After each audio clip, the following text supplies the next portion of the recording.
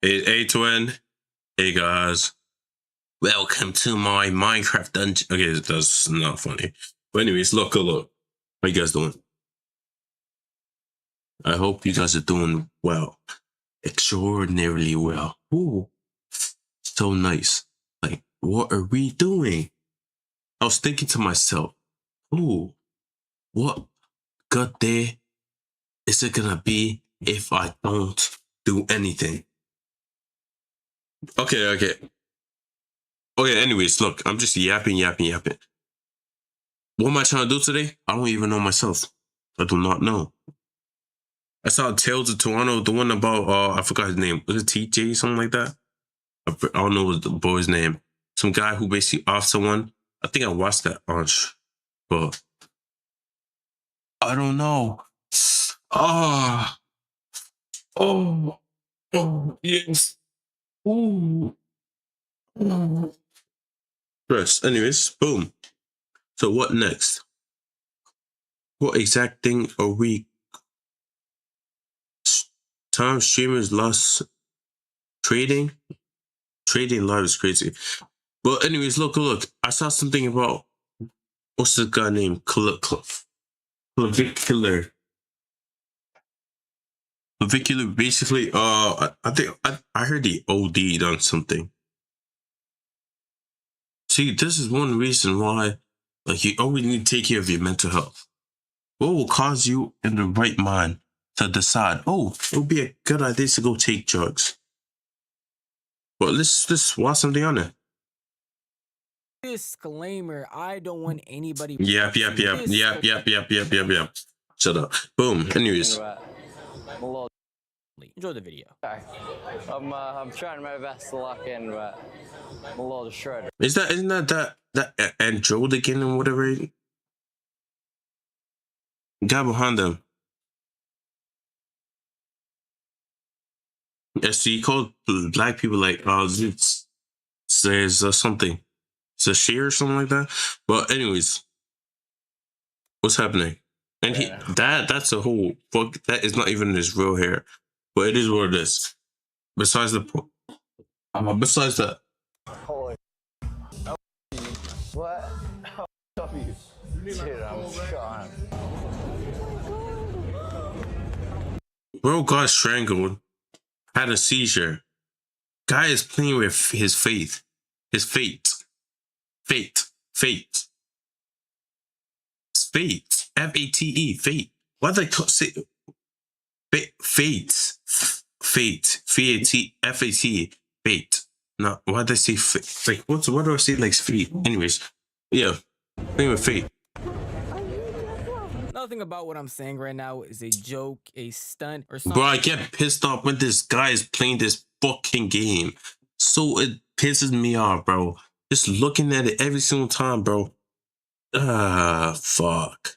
Could I like just blacken the screen and just something to just get clicks and views? A specific streamer named Clavicular had went on stream and had the point that he had to go to the hospital. Now, I'm only reporting on this because there were a lot of reports saying that he is fine now. I do want to make y'all aware of that at the start of this video. He is okay, but he definitely is still in critical care and has to stay there for 72 hours. But what led up to this entire moment and everything that went on is just the biggest display of ignorance I've seen, not only from Clavicular in his own life, but also the people around him, from his friends to security guards to his own cameramen, who are all filming this and capturing this as content. But I don't want to yab too much, so why don't we just start from the very beginning with the clip that led to all of this.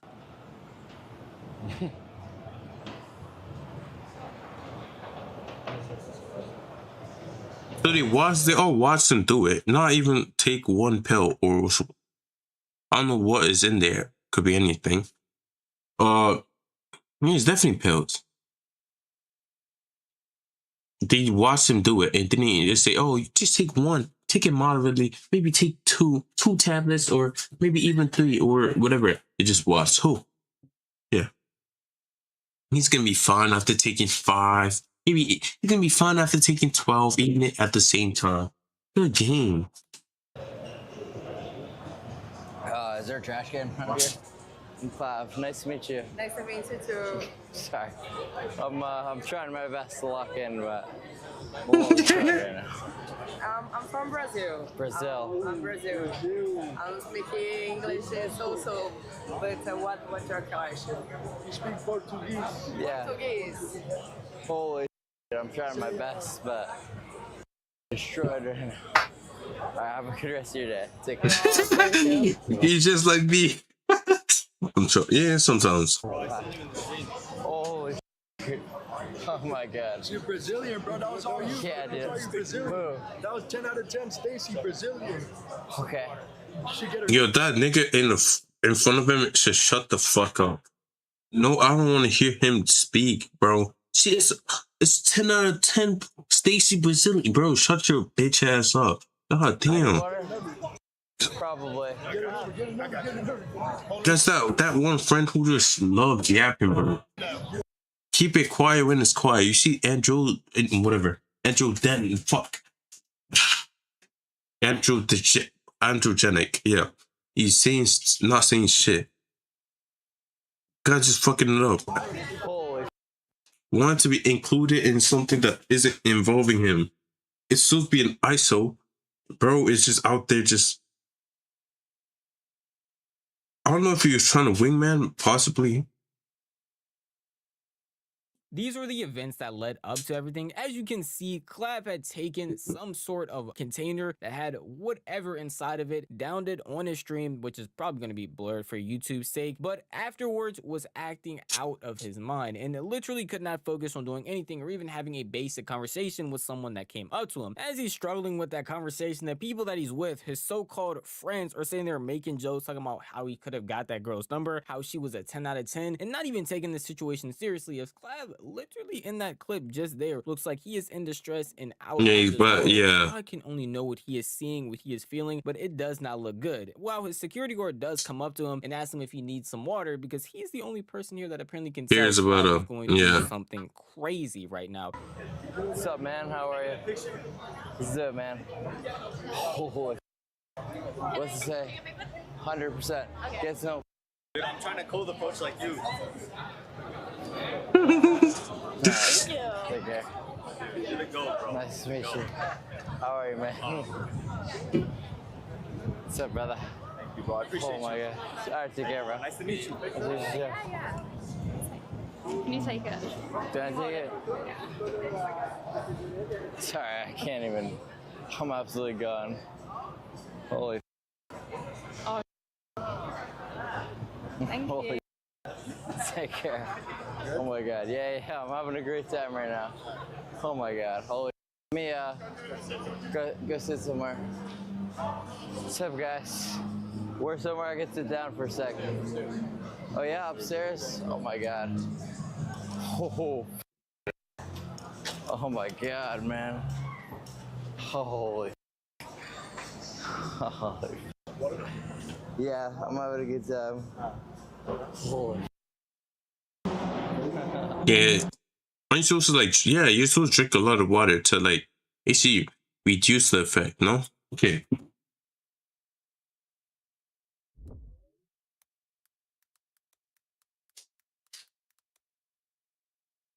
A lot of, I don't know if it's of water, reduce the effect of, what's another word for drugs? I'm not gonna write the, okay, sure, I'll just write the specifics. Yeah, drinking or okay, let's say probably no. How's less the physical? Let's come for okay, there's not about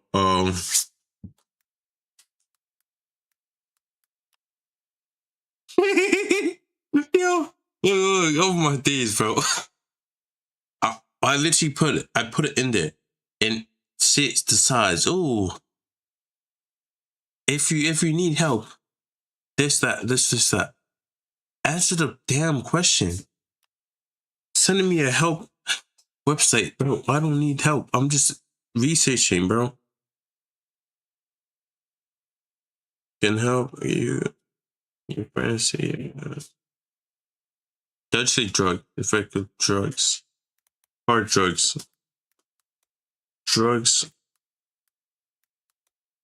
substances, bro. Substance. I did not even substances.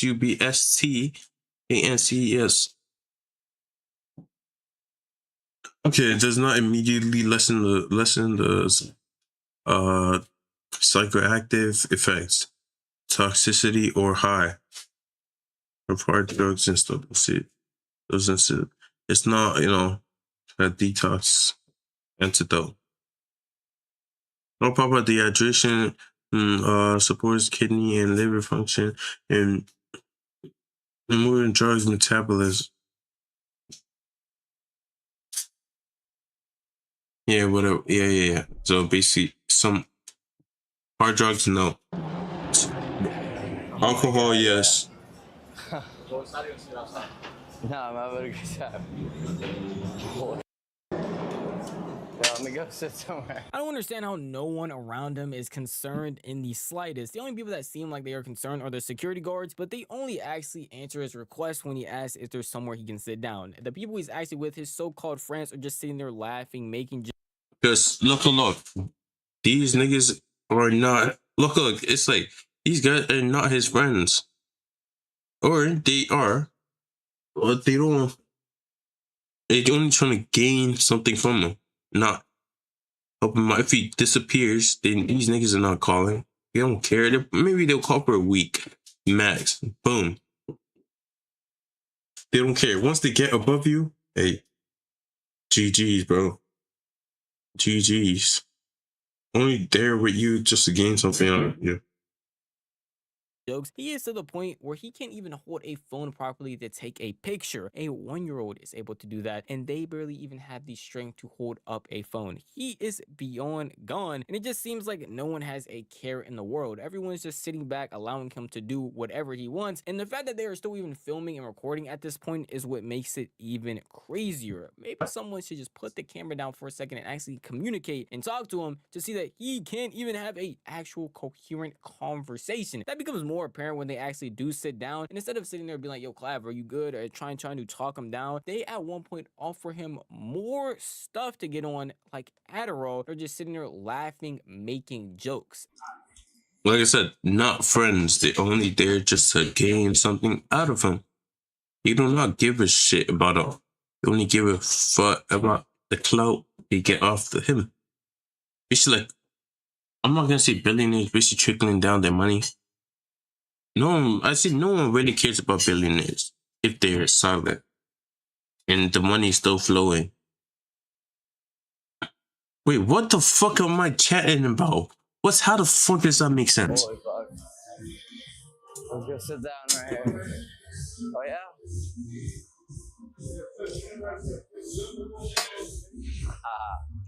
Oh my god. Was he even seeing stars? Oh my god. Probably feeling dizzy. Holy fuck. How fucked are you? What? How fucked up are you? Dude, I'm gone. Oh my god, bro.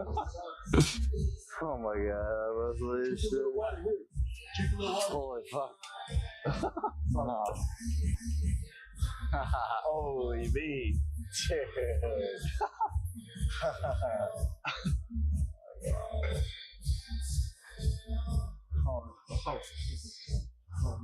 How do you feel? When did you last take blues? You want natty? You want natty? You want an addy? Offering somebody who is sitting there going non. Yo, man just wants bro to die, bro.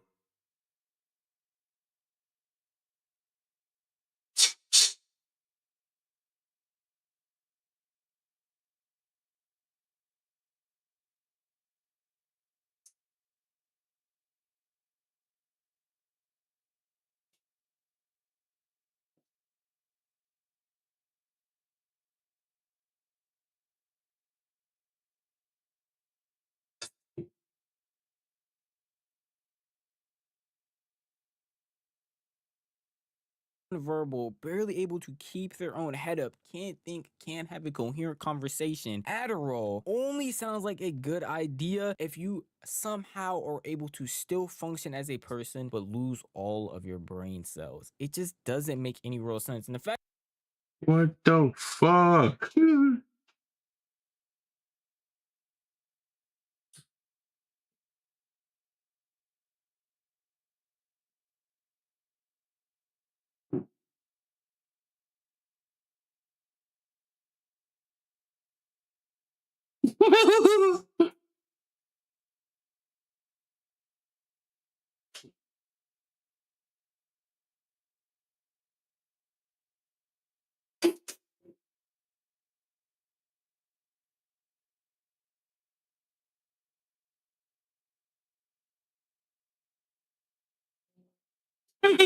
that no one has any sense of urgency throughout that entire span. They're still talking to him as if he isn't over here about to flatline. The one guy with the black bandana is trying to mog the camera, messing around and having fun as if everything is okay right now. The logic just doesn't make sense. And these, again, are supposed to be his friends, or supposed to be people that care about him in some way, and they're all just sitting there joking.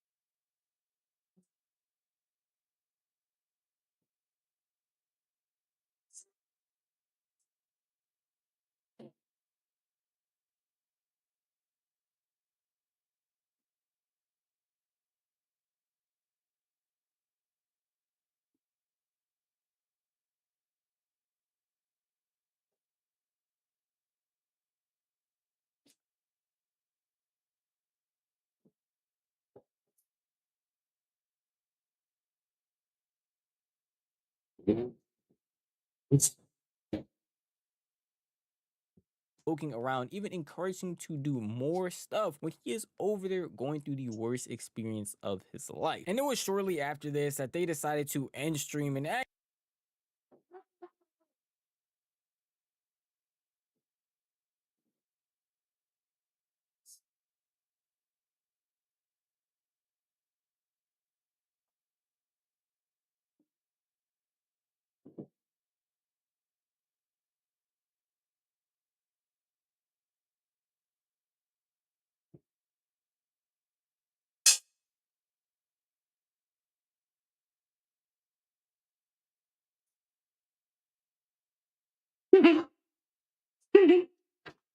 We have FC school before. Oh my day, GTA 6. What are we doing? actually be attentive to what is happening to Clav right now. And because of that, we actually have a video of them rushing him out of the club that they were actually at in order to go to the hospital.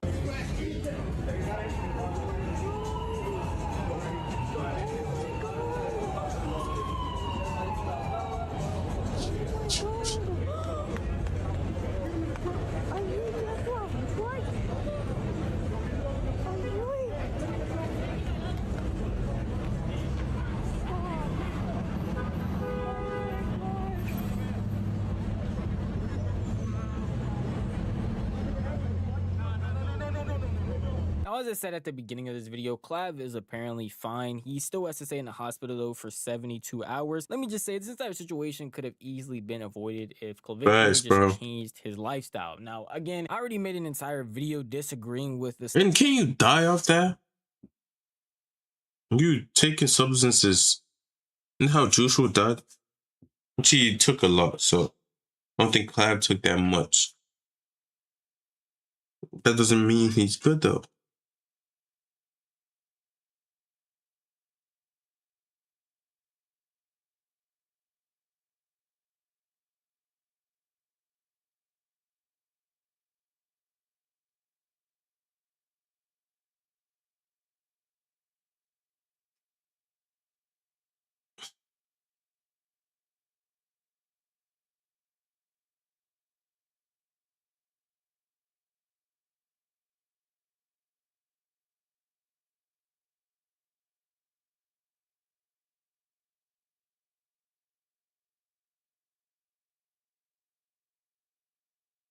Stuff that Clavicular does, says, and basically everything that he is meant to represent, because I don't think it's a healthy thing for a normal person to be doing at all, especially all of the substances that he takes. It only leads to things like this, and it seems like he's only ramped it up now that he's gone into streaming and content creation, because that's what gets attention, clicks, and views. Even someone who is apparently close to him, like Cuffham, sees this and is telling him to change his lifestyle. There for me, I gotta be there for him.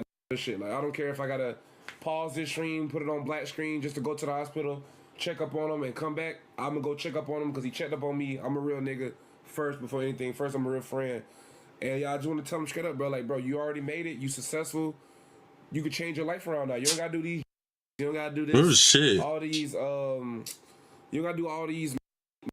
You don't gotta do fucking. You already made it. You already successful, gang. It's just.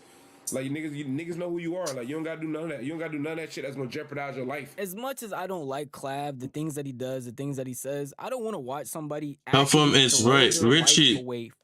or die just because of I just want to do something. It just fix up, bro. I look at hit on Clav sometimes, but it is where it is, bro. Man really wants to die. Is he like going through like some mental things? That like some traumatizing shit happened to him or something? Or he just doing that just because? Just to do it. I guess we will never know what goes on. Trees, keep growing.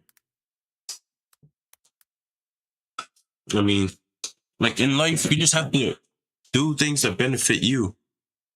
I guess, okay, by saying that, I don't mean like drugs and stuff. Kind of does benefit you. You just have to but do things that benefit you.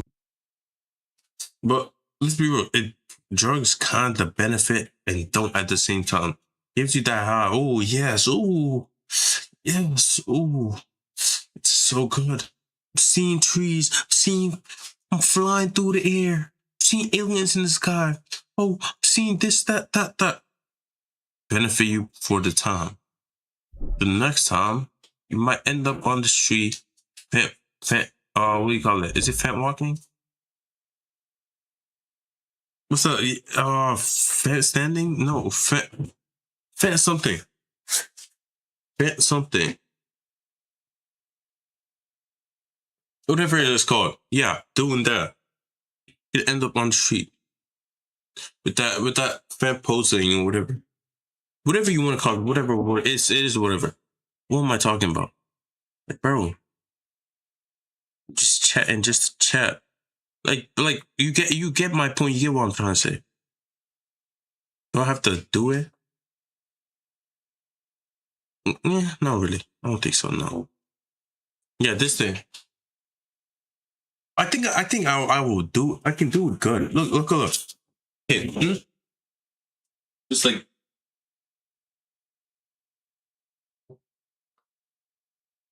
Some shit like that. But people all know what, guys are doing. It is what it is. For content. Assuming this is something that people who have no type of clout do in order to gain a whole position, but he's already at the top with a bunch of connections and a bunch of followers that will actually support whatever he does. He needs to turn his life around, or we're going to end up seeing more and more situations like. Or he needs to get a better group of friends who basically, okay, Cuffham is all right. Better group of friends who basically push him away from that area. Maybe like moderate it a bit. Instead of doing fucking cocaine, or I mean cocaine or whatever you want to call it. Coke. Is cocaine even the same thing?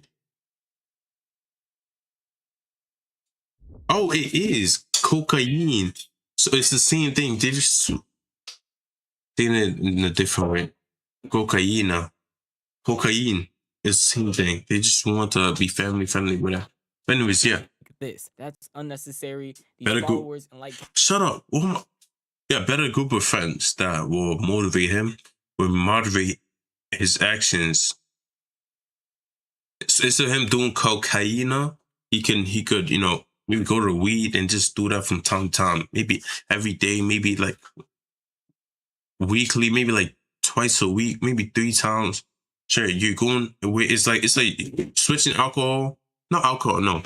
Switching tobacco with weed or whatever, cigarette weed, same thing. Kind of just switching to the next best alternative. Isn't that opportunity cost? Is that?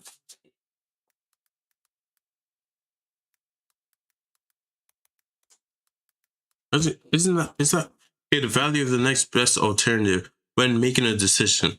So okay. It represents the benefits of an individual investor or a business misses out on. Misses out on choosing one option over the other. It's a fundamental economic concept used to evaluate trade-offs. Calculated in between returns and choosing the chosen option in the best forgotten alternative. Yeah, whatever. Look, I did this in economics. Opportunity cost. It's actually fire. counts or that important. Learning new concepts. Throw your life away. But at the end of the day, Business cycle, this, that. If you want to tell me what you feel Fun. the best, that would be the comment section down below. This video is unfortunately over, but if you did enjoy this video, maybe consider giving it a like. And if you enjoy content like this, maybe consider Like and subscribe. Thumbs up. Woo! Thumbs up, buddy. Thumbs up. I need to like get my brain checked. But yeah, that's it for that. But yo, let's go check another thing. What are we going to do? Oh yeah, I saw this one video. I've not watched it, but it said, "Why do people hate Jews? Why do this? My account is gonna get banned just for me saying that. Do people hate?" I think I saw it. Was it? No, it's not this. I think it was made by Palm something. Palm.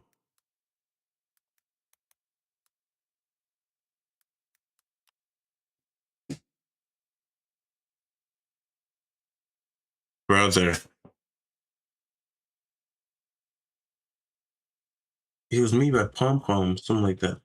It's not even his using or something Palm. Oh, Rambo. Or Rambo.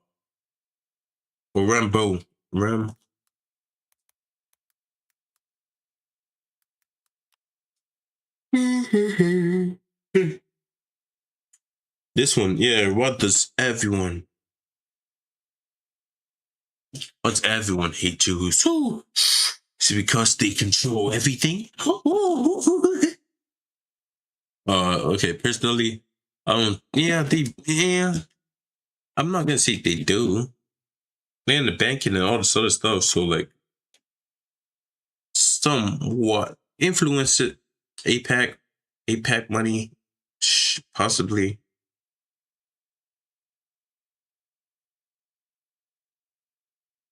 I don't think it's only like I don't know how to answer that question. It's a yes or no question, but it's always another option. They probably don't. Most of them don't. At least I don't think so. But I guess let's see it. Let's see what the thoughts. Israeli propaganda has ruined the lives of Oscar-winning actors because they have went against them. There are many movies that are the same haven. Israel is the perfect spot to go to when there's Bro, they hate everyone, bro. That's not themselves. But I mean, a zombie apocalypse. And further than that, it's not just American propaganda, but many people in Israel believe that what they're doing to yeah, because those retarded ass retards are literally fucking brainwashed. These niggas don't see all these other people as inferior in animals. It's kind of like what them the white people thought of the same thing like back then, but they're doing it now. See, it's like this. They get almost wiped out. They come back. I'm superior. Well, they didn't really get. Is it like 6 million that died? They were almost. If it continued, they would have probably gotten wiped out. No, not really. They wouldn't. He would have probably left and moved to a different place. Possibly. Don't they always do that? How the fuck are you kicked out of so many places? And everyone's the issue and not yourself. Probably the way you act. Well, anyways, look. I'm not trying to get this. I shouldn't even be watching this. I'm gonna get my whole channel bad. Gaza killing the babies, the mothers, the And they see, and I remember seeing, okay, I'm not sure it's all of them. It's not all of them that says the shit like that. But possibly some. It's like the loud minority. That's the thing. So it's a loud minority that ruins it for everyone. The majority just stays quiet. So, because maybe they don't care, or maybe they don't want to go against. Then they feel like they're not strong enough to go against their government. The government just does whatever. They can piss on people, and they're gonna be like, "This is not," in their head. Oh, it's not right, but not gonna say shit. children is not wrong.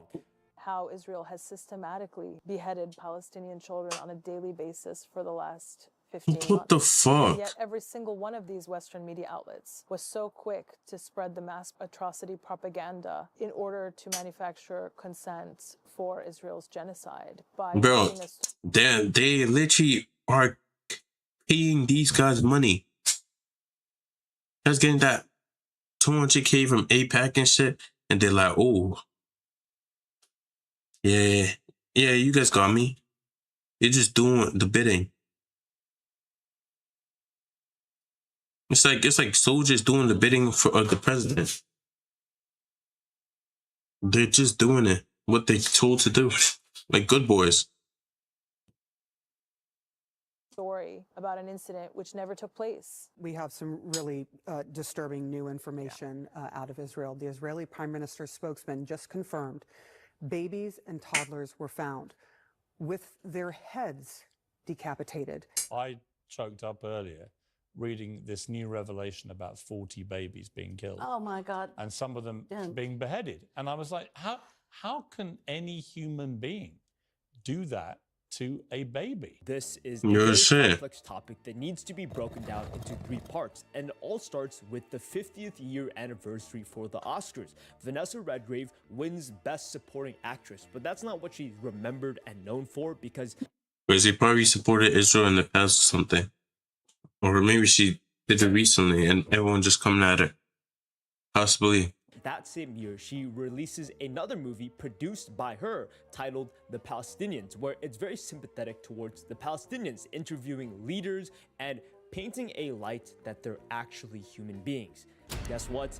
Nothing turned out good for her afterwards. She went on top of a stage, she gave a big, great speech calling them... No, she's probably getting executed, bro.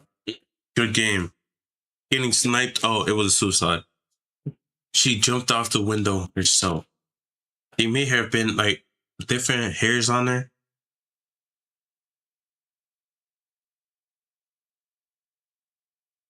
Someone's flesh on her teeth, flesh cells, skin. Oh, someone's skin cells on her teeth.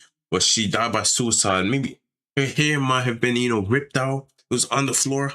Suicide. She ripped out her hair, jumped out the window. She might have had someone's fingerprints on her body. Ooh. Whose fingerprints are those? Yo, suicide. It was a suicide. She did it on her own. No one else saw it. Did with cameras, but the cameras were turned off. There were 3 witnesses, but those witnesses died. Oh. And the door was broken. She broke the door herself. She did that. She didn't want anyone to come in. That's why she decided to break it from the outside.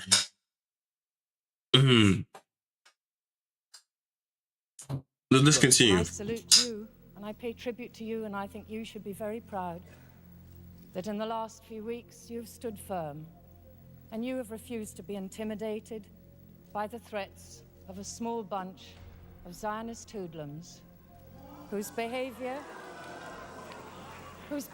is an insult to the stature of Jews all over the world and to their great and heroic record of struggle against fascism and oppression. And even released mice into at least one of them. Another theater was bombed, which took place after the Oscars. When Redgrave arrived at the Oscars, she saw her likeness hanged in effigy by JDL members who apparently lit it on fire. Police reportedly told her a local JDL leader offered $500 for the ear of the Nazi. I made this film because I believe the Palestinian people have been denied the right to be heard, Redgrave said in defense of her movie. She came back from the stage and sat by herself. No co-star, no actors went up to talk to her. It was just the 2 bodyguards assigned. Everyone did not like her. Even her co-stars, who was known for taking pictures and against the Vietnam War, insulted her consistently. And people need to realize... Because she was mad about Israel, bro? Fake saw, bro.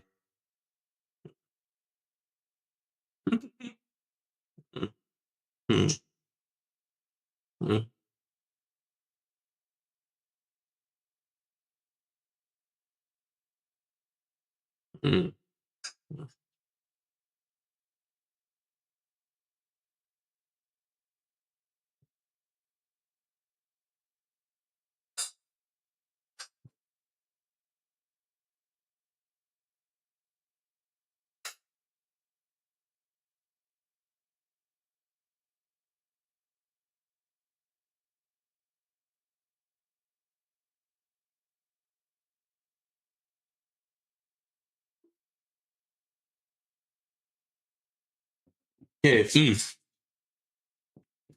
go.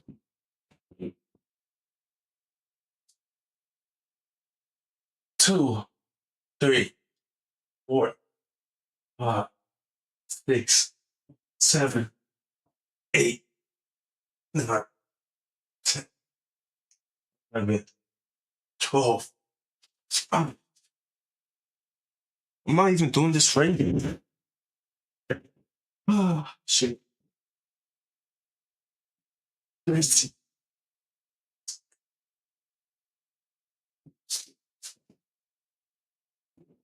Oh no, but it's already. The Palestinian and Israel beef has existed 8 decades. So like 80 years. Yeah, a decade is 10 years.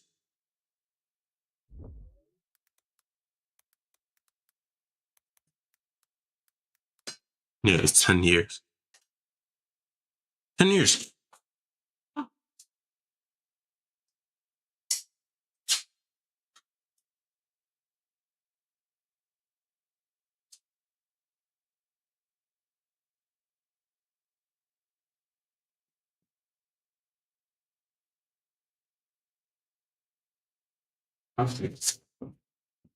Yeah.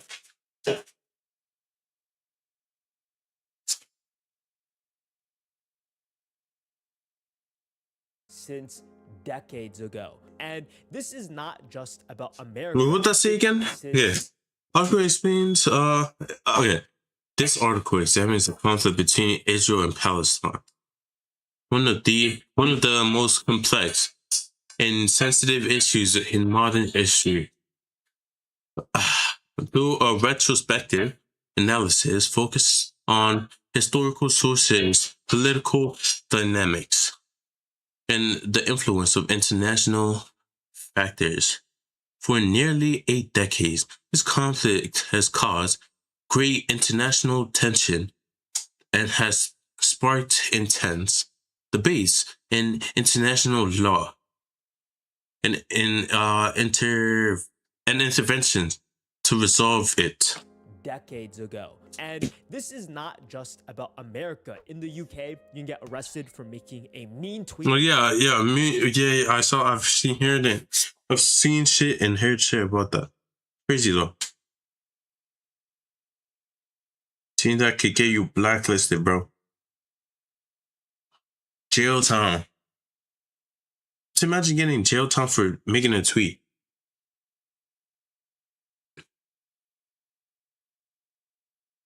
Crazy, bro. About Israel, even knowing anything about the situation. This is that, like, banning people for doing that. It's literally, I'm not gonna say, like, it's making people believe that they're controlling everything. Because banning someone for saying shit, you can diss everyone. Oh, you can diss gay people, whatever, straight people. You can disrespect every religion.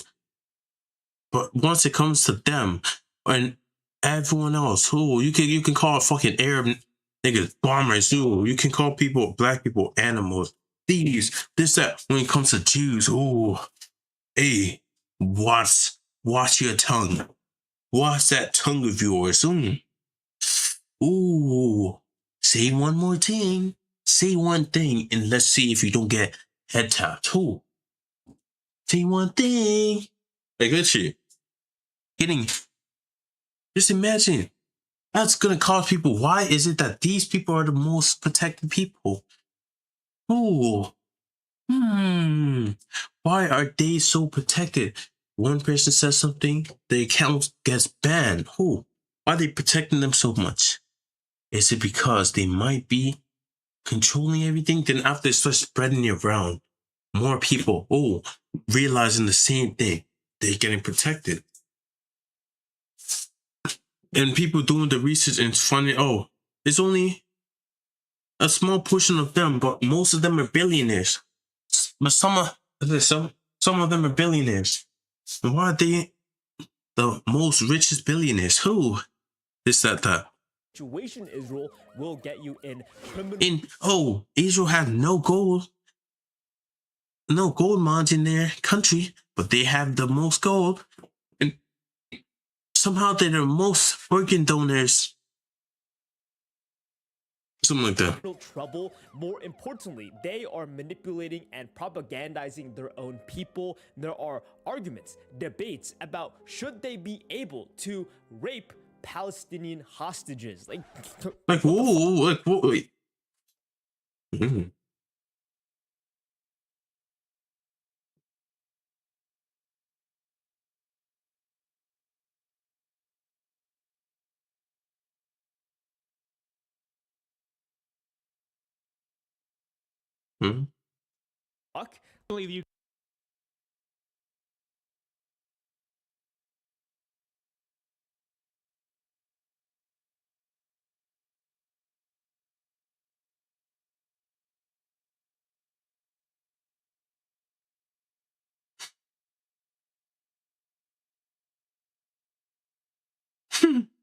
UK government passed an act heavily restricting access to online content deemed potentially unsafe to children.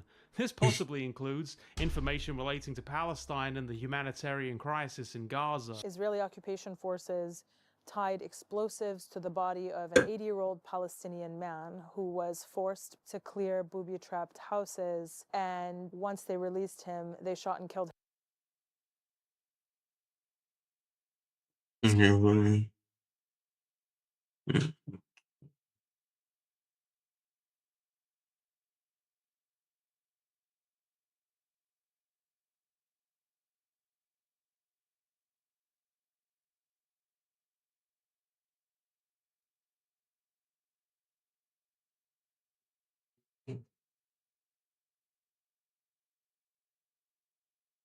Him and his wife.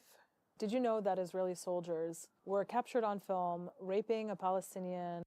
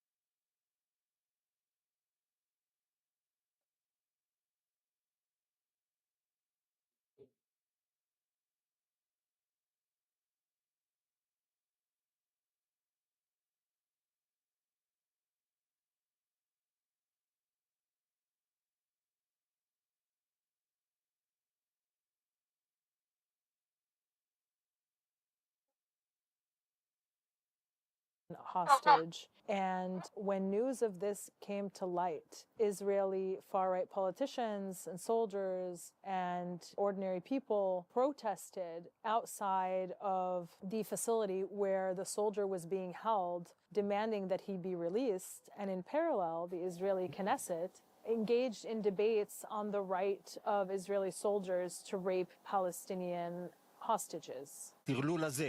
שיש מי שבפרקליטות חושב שאפשר לבוא ולעצור חיילים על דברים שעושים למחבלי נוח'בה, לא נגמר. אנחנו לא יכולים להמשיך כרגיל. להכניס מקל לרקטום של בן אדם, זה לגיטימי? כן, אם הוא נוח'בה, הכל לגיטימי לעשות לו. הכל. הכל. I want people to realize one thing, and that it's Israel propaganda doesn't just apply to America and Americans, but it applies to almost every first world country. And even more importantly, this happens through media, not just through the news outlets and how they report everything, but more than 100 BBC. Anyways, in movies. Giant blockbuster, highest grossing zombie movie ever, where, what the fuck, in World War Z, Israel is the only place that is the safe haven from the zombies because they have extra advanced technologies that was able to... America somehow didn't have that. That's why the predict the zombies, and it's this open, free place where they'll accept everyone, even Palestinians. And then, you know, obviously, the reason why Israel fell down was because the Palestinians were being too fucking loud.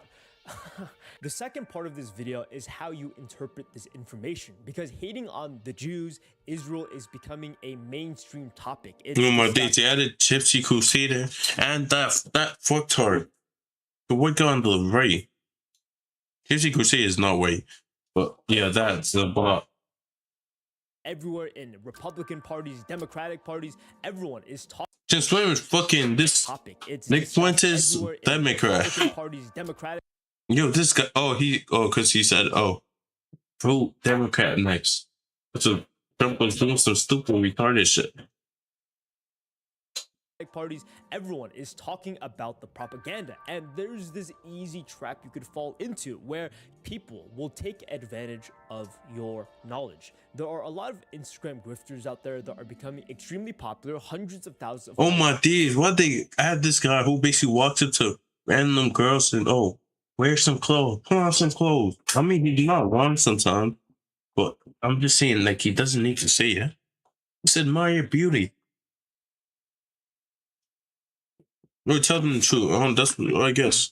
Whatever. It is what it is. They can do whatever they want. But Gypsy Crusader, isn't he like Indian, Mexicanish? He's like mixed. don't race mix. This thing is a fucking chameleon. Yo. Like, how the hell are you telling someone not to mix? Meanwhile, you mix yourself. And I talk to social media managers, they make easily 30 grand a month for shilling random gambling companies, and their whole shtick is that they hate people, they hate women because they're dumb and stupid, and more importantly, Jews. They also hate Jews. Paul Miller. Let's say a student wanted to come into your classroom, like you were the teacher, and he got kicked out of no other classroom. Yeah. And he's gonna say, fuck him or something like I don't know what's this. Over 1,000 times. Would you let the student into your classroom? No, he's gonna say no because the Jews. I know. Absolutely not. I mean, is a student probably? I mean, it's this weird level of self-awareness, but also zero at the same time, because it's important to let people know what's happening in Israel, but the biggest mistake is blindly woman propaganda, bro. I've seen all these guys. On people he got slapped in the face because they are Jewish. Yeah, he said Muslim and Jewish. Yeah, I saw that. That's I think the lady. I'm not talking about the Jewish one. The one that's I follow her on TikTok and Instagram. What's her name again? Yeah, she's a comedian. She's Persian, this, that. We forget that a lot of Germans that wanted to kill all the Jews were not bad people. They were easily manipulated. Very charismatic, funny, likable guy. And there is this trend. Yeah, that's a Jewish guy who basically goes on TikTok lives basically saying, "Oh yeah, this that." I think his name is Sadat, some shit like that. I think. There's this pro-Palestinian person, whoever they are, and they interview all of these teenagers, these young people on Omi TV about their views on Palestine and their views on being Israel and Jewish. Excuse me, not Israel's not a thing. Hello, konnichiwa. Palestine or Israel? Oh my god, oh, you from this? Hello. You support Israel? Hi. You support Israel or Palestine? What do you think about Israel? I think this excessive need for approval and validation comes from that gut feeling of knowing that you're doing something wrong to the Palestinians. But what the propaganda aims to do is help you explain away that gut feeling by saying, I think they're doing that to reach big people. They have to, when they get a reaction, that's what they want. These guys are violent. These guys are this, that. Why they getting mad? Because I'm showing them Israel. I support Israel. Blah blah blah. Like, oh no, they just hate you because you're Jewish. I think it's very important to remember that Like these that. people are human beings. They were shaped by their environment. They didn't get to choose what type of propaganda or media that is fed to them. And the same thing applies to the Americans. The same thing is applied to the Europeans. It is not a certain group of people, but it is always the people in power that will. yeah, it's you versus the government, not you versus everyone. Oh, so they're just using it as scapegoats. Oh yes, it's like I'm not gonna say it's like stands. Somewhat, yeah, stands though. It's basically your soul, something like that. Isn't it? It's something like that. Basically, souls, evil spirits, or whatever you want to call them. Oh, no. They basically do what you want them to do, or just say puppets on a string. La la la la la. You basically just controlling them.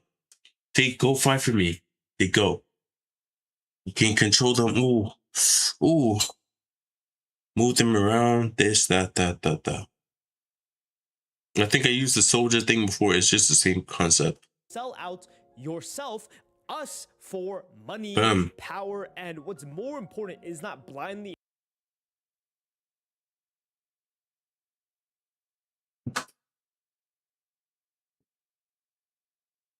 hating a certain group of people, which is what the Instagram influencer grifters are doing. They just hate on black people, women, Jews, because it pays a lot of money to be this nihilistic, fueled hatred type of person, especially when we're in such an environment where there is a lot of safety. You can't be X, Y, and Z. So I'm going to push back by being extra racist, by being extra anti-Semitic. But that is not the point. Remember Vanessa? The reason why she was never supported, even though she was right all along about Palestine, was because her co-stars, the people in Hollywood, They probably did not give a shit. They like to pretend they care. These Instagram influencers pretend that they care. They don't really care about the truth. They don't care about statistics. They only say the fun facts about black people and Jewish people because it pays the bills. How could you possibly, a co-star who worked together, backstab your friend, especially if you're someone who was against the Vietnam War, but then is also in support of Israel and their genocide? Well, it's because they don't care. They're there for the performative politics, which happens a lot today. And there are many videos that I've made about it in other sectors of life if you're curious into watching.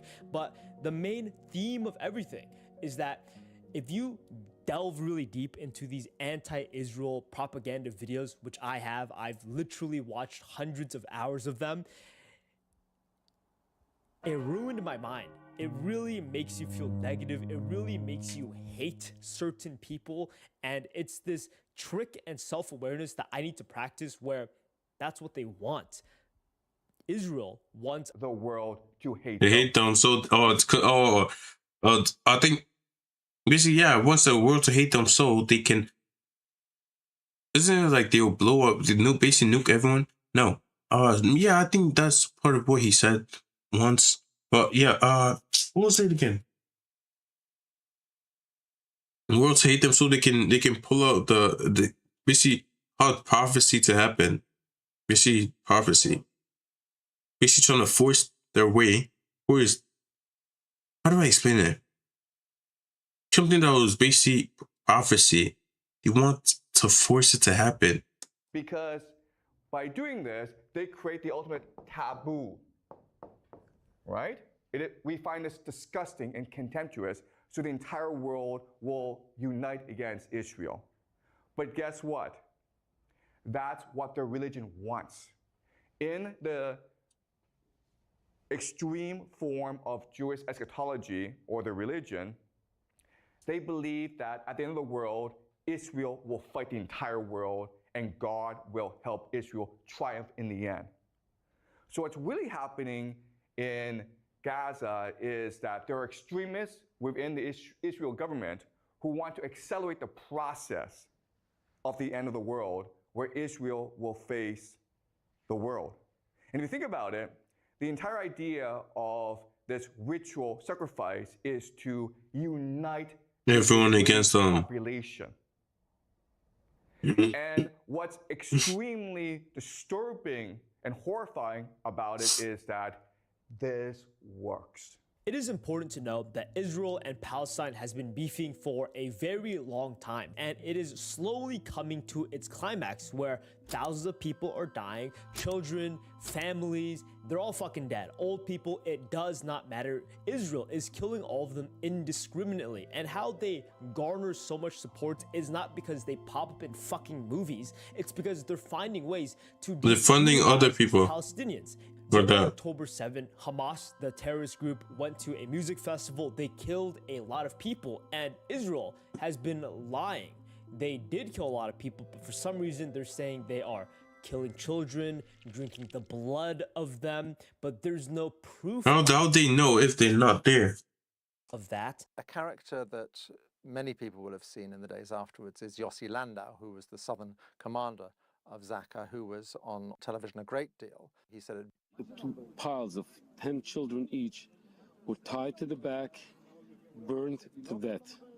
You then see a phone call which Netanyahu makes to President Biden, where he repeats this story. In fact, he embellishes it. They took dozens of children, bound them up, burned them, and executed them.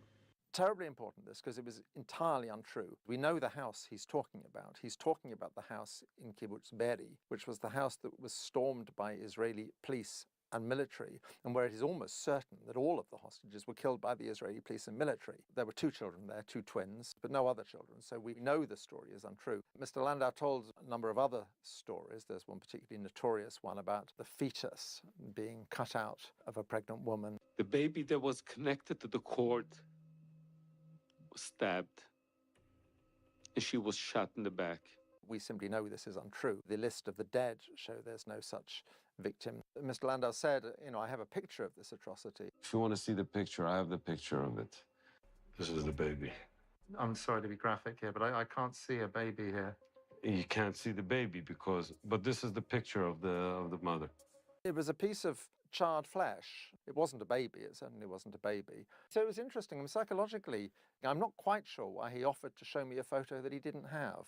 If your goal is to dehumanize the enemy, desensitize all the suffering that is happening, you make them less valuable than a human. And there is a lot of proof of this, where there are these influencers, they interview the Israeli teenagers, and she doesn't care that these women, children are dying, but she gets all upset that, oh my God, that fucking donkey. How insulting is it that my life or Palestinian life are less valuable than that of a donkey? It's like white ladies and dogs, bro, and dogs, cats, basic pets. Cause 1,000 people are dying. Oh my dad! Oh, look at the dog is homeless. Damn my days! Like, bro, shut the fuck up. There's other people dying, and you're just out there watching. The animals, the plants, the human are not safe because of you guys. Oh my. Oh my gosh, how stupid you are. Can you imagine how dehumanized Palestinians have to be for you to not feel anything when he talks? Yeah. I remember talking to these one guy. This one guy, yo, on Omegle, yo, it was I did go to Israel. The guy was okay. No, I did okay, not physically, just the Omegle thing. But I was chilling, right? I saw this guy. He was wearing a ski mask, you know, doing whatever. He had the ski, you know, the black. He was Jewish. I asked him about, you know, the how they be doing holding like chickens and shit, going around the heads and stuff to take off the sins. I was asking what's about that. What was it about? Because I already knew what it was about. I just want to hear it. And yeah, asked about it. Asked about that. Oh, he did that. He said, "Oh, no, he take off the sin." Blah blah blah blah blah. That's it. So what do you think about Palestinian? Oh, and he was like, "Oh, those guys are evil. You know, they just doing bad things, bad this that that." After I said, my smart ass, quote unquote. He said he doesn't see the N word. He likes black people. Blah blah blah. Yeah, I was like, hey, W. And after I was like, yo, say free Palestine. Yo, this nigga called me a nigger. Yo, it was so funny. Was I the one who skipped or he skipped? Yeah, whatever. Yeah. Did that, yo, I was laughing, bro. It was funny. But personally, the guy was low-key kind of chill. Until I said that. So I think that just created like some rage and ooh, boom.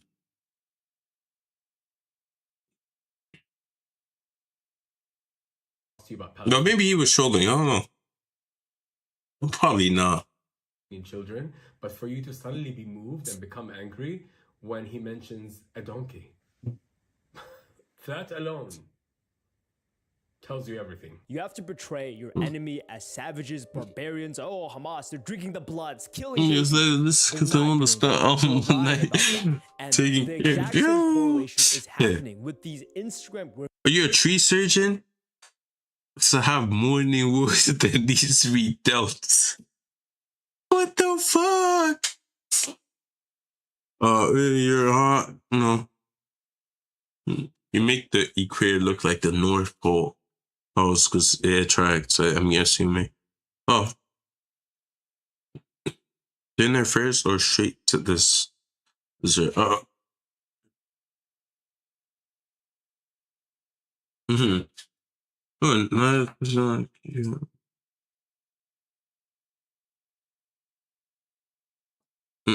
Did you send an invitation to the party?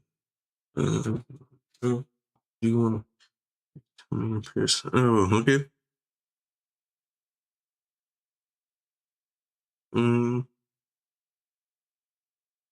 Yeah, are you an elevator? Because I like to go down, up and down on you. Crazy. So, that hates these certain groups of people, black, women, Jews. They're doing the exact same fucking thing where it's exactly like, oh, they're liars. They're the people that cause the most crime. They're comparing human beings to animals. Oh, what if there was 30% of the rats, but they caused 50% of the crime? They are dehumanizing these human beings as a way to justify their negative thoughts, even negative actions towards these groups of people. It is all about manipulation, propaganda. Let's say there was 100 fish in a pond, and 13 of those fish were causing half of the issues in the pond. What should we do with those 13? And the thing is, literally, most regular people do not do shit. They just work, go home, chill, and repeat. Insanity. A black woman speaking, listen and learn. Combined IQ of a cucumber.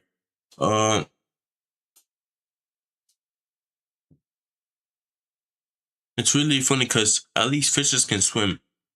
Some people, I can swim. Swim is not hard.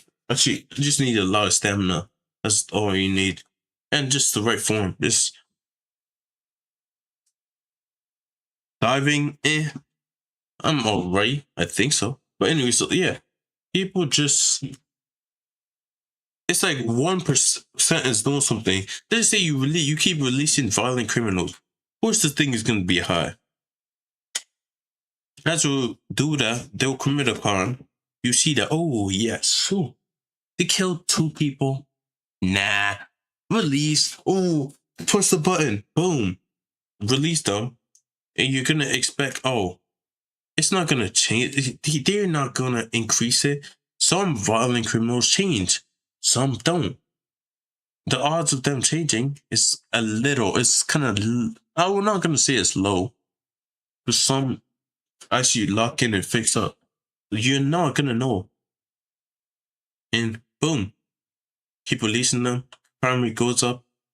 They are doing it, but the rest are chilling, doing, still working, and everyone gets blamed for what? It's a. I'm not gonna pull up the pedophile shit. I'm not saying all white people are not pedophiles, but some are. Some of every race is pedophiles. Same thing, criminals. I don't know how to explain it, bro. Actually, I do know how to explain it. You're gonna blame everyone just for actions of like 2 or 3 people. It's kind of retarded, bro. It's still gonna continue. Most of the people are just rage baiting. They actually believe it, but it's rage bait. If you fall into the rage baiting, you're cooked.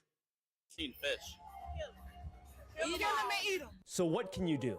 Genuinely, because if their goal is to get us to hate them because they believe that at the end God will help them, then it's working. A lot of people are hating on them, but at the same time, they're killing so many people, and you can't just not do anything about it. There is almost this fear or feeling of not being able to do anything. You're weak, you're powerless, and this video is going to get a little bit cuckoo and crazy, but you need to realize in Christianity, I don't really know the story, but I know that God tested some guy and he was pretty much about to kill his wife or children. In Buddhism, Buddha did not give a fuck about his father. He did not care about the kingdom he was supposed to rule. He did not care about his mother. Fuck the mother of his children. Fuck his wife. And oh, I remember watching this. Is it? No, it was some Buddhist thing. Is it Buddhist? Yeah. It's Krishna. Krishna's the what? Dilemma.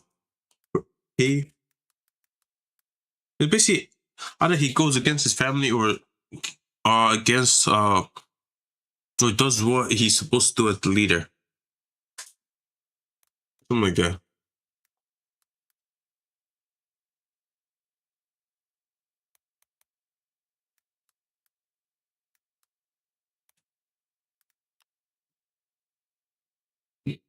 Reference to the company written by Arjuna, yeah.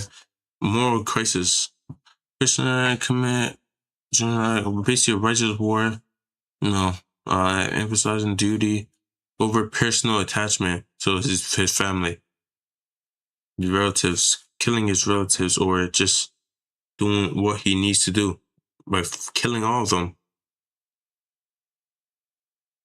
On the battlefield, Krishna must convince Arjuna to fight the righteous war, against kin.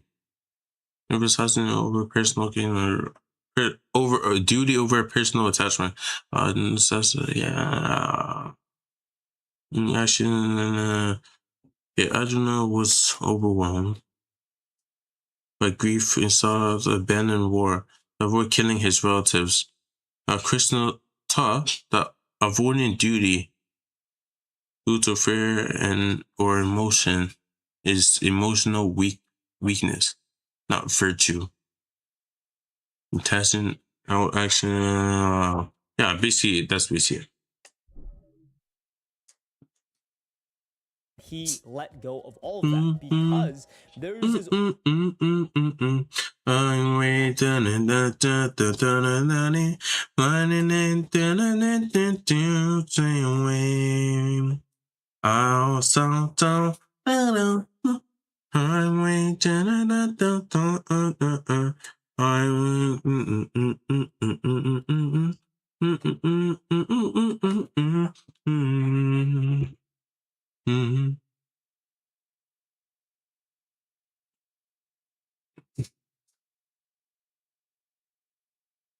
Yeah, I was supposed to like everything. Know what I was doing. No.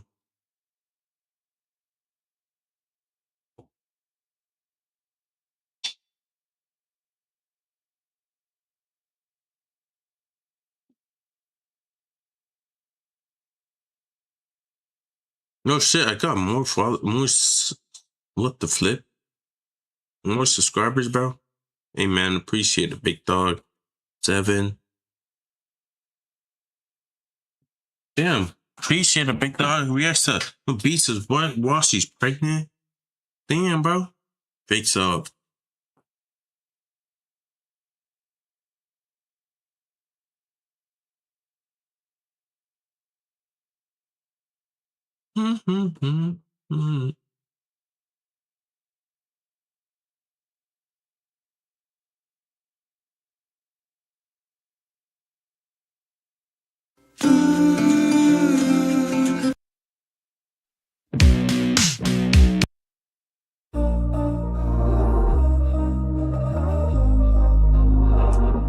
We were sparks on quiet. Bro, shut the fuck up. I don't need none of this.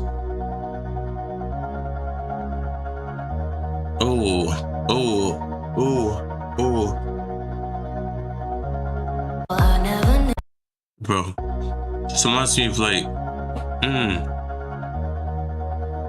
Overlapping theme in all.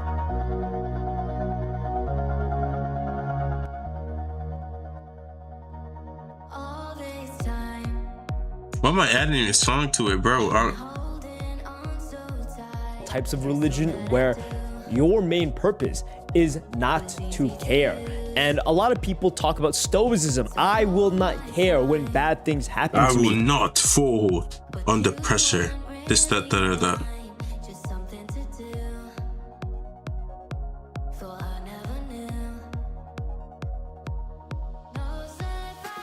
But the reason why I mention all the people that let go of their family is because you're also not supposed to care about the good things. You're not supposed to care about the bad things. You need to reach the level of enlightenment, and you can't be enlightened if you're bogged down. You're basically bound by the physical connections. You have to detach yourself from emotion, detach yourself from everything. The same thing with Christian's dilemma. How do you go with your duty and detach yourself from your earthly attractions or emotional attachments? Or you just go with your family and still be, don't battle your family or your relatives, seems to your family, whatever. And boom. Constantly negative news. It's a tough pill to swallow, and I'm not saying to give up on your family, but that's the overarching theme in a lot of philosophies, religion, psychology. It's to let go. We're overstimulated. Our minds are worrying about faraway things, right? The media, the purpose of the media, as I've joked before, is to make every problem your problem, right? You go on social media, and it's just all negative things, viruses, each one trying to occupy a slot in your brain to make you care. Well, 1,000 years ago, someone could have gotten shot or blown up in some faraway country. And it would have been.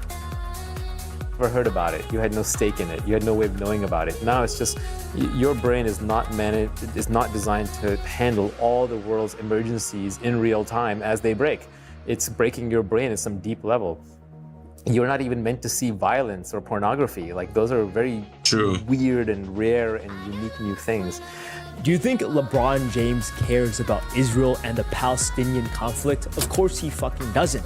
Does any single person you look up to in real life, whether it's a celebrity, actually care? And I'm not talking about them being overly performative by posting some fucking black square for BLM. Do they actually care enough to do something about it? The answer is no. And those that do care live these miserable lives where they're constantly fighting a battle, which is already predetermined, not because of your constant screaming, but because the people in power have already decided. This is not meant to be a negative thing, but you need to realize, especially if you watch my, How Not to Waste Your 20s, there are problems that exist everywhere, and it's my job, a YouTuber's job, the news, every single company's job to make their problems your problem. Does that make sense? And what you solely need to focus on is your problems is the priority, not the problems of other people. It sounds really messed up, but I guarantee you everyone's going to watch this video who got to this part will just move on, right? They'll disagree. Oh, fuck you, Rambo. I'm not selfish. I'm not a selfish person. And make no donations, never volunteer, never actually do anything to help, but they only believe stuff like that be against my beliefs because they don't want to be seen as a selfish person. But you're watching this by yourself, most likely. So there's a lot of self-awareness that is required to deeply understand this video. There's a lot of intelligence and interpretation that needs to be understood as to why the conflict is even happening and how you can actually benefit from it. Because if you don't, you'll only suffer through guilt, and the people who want all this to happen will benefit from your guilt. Please support me on Patreon. This video is most definitely getting demonetized. I'm not gonna make any money off of it. Definitely, bro. Yo, I'm surprised the video is still up. Damn, bro. He's actually spitting fast. This is Boov, Rambo, but yeah, literally, he's speaking fast.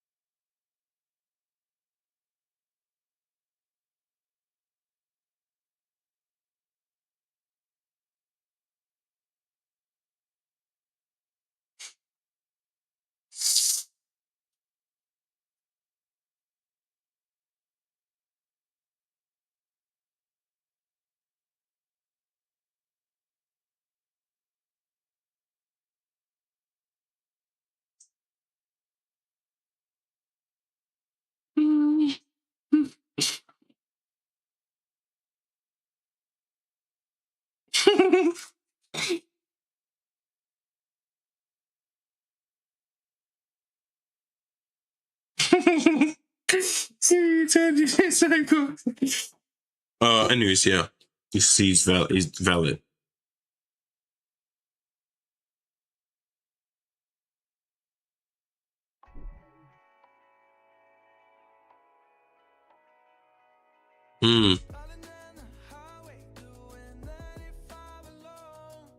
Why am I listening to? Who the hell is Lil Old T? A little out trapping. Why the fuck am I listening to fucking it? This type of music, bro. This is not my type of music. Hell no. Yeah, Thag is a goat, bro. Going to Earth, repopulating. So then everyone started becoming.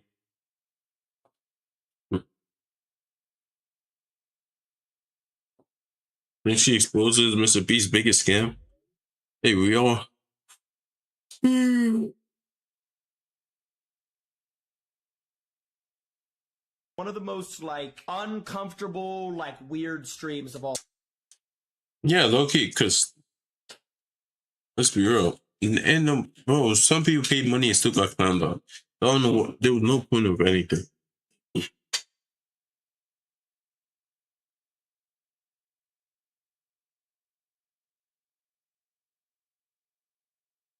I'm not watching this. Too long, bro. I spent 300K on whole spins. Ooh.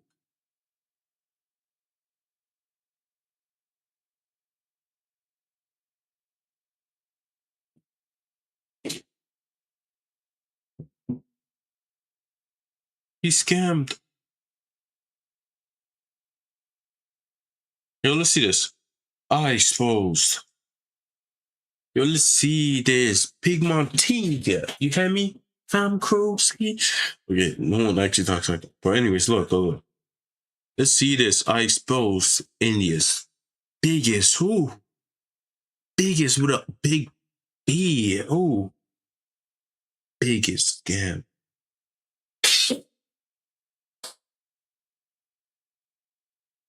Hear me? Biggest.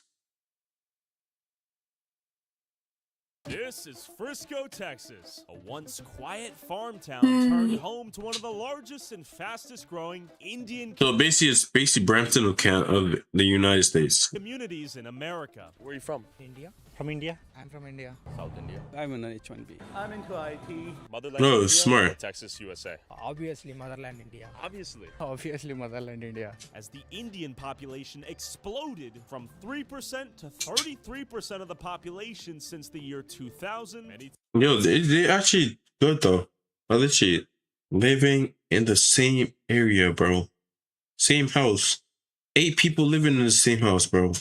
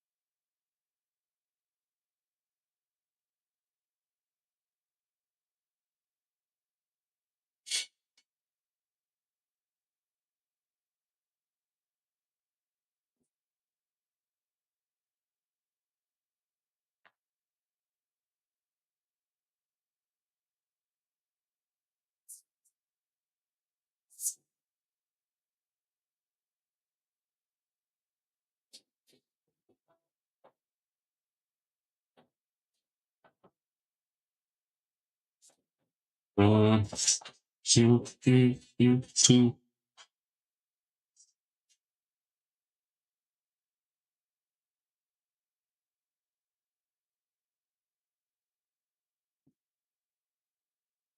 So it was.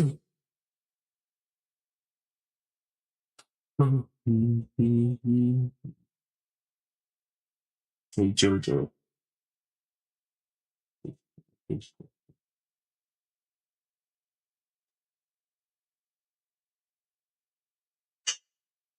So you get him in the studio.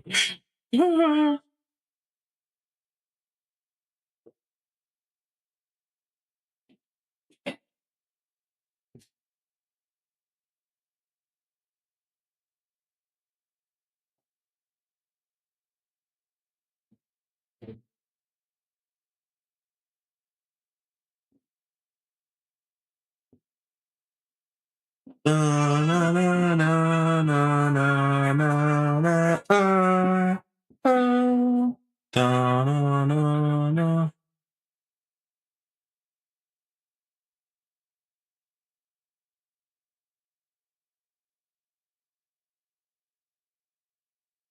No offense, even think this is a children.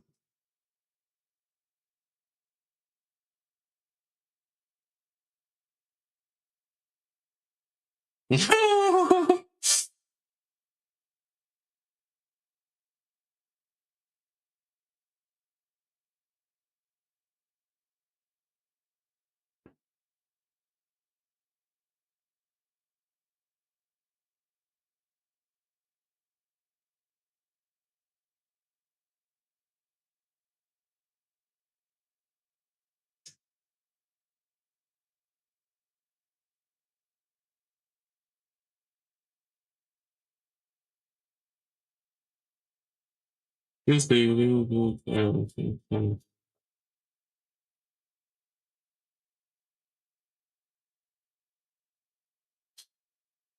They're really good.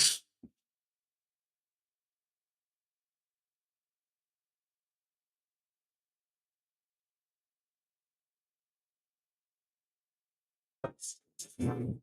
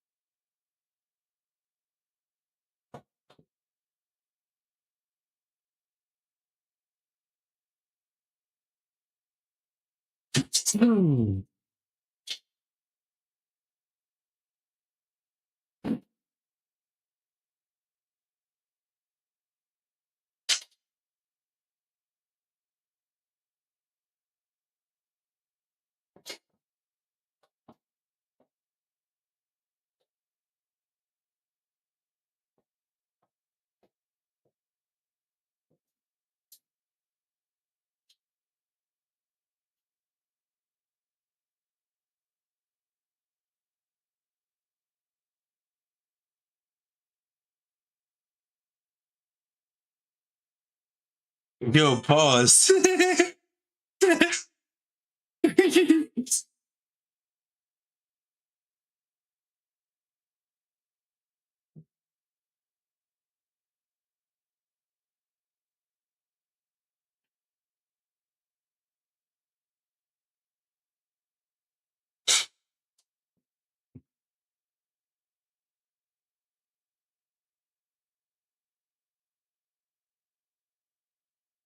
JoJo's so peak, bro.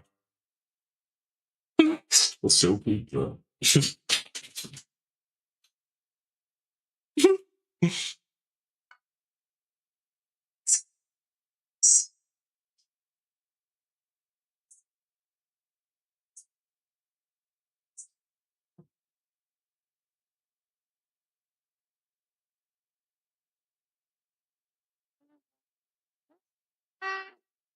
Villain.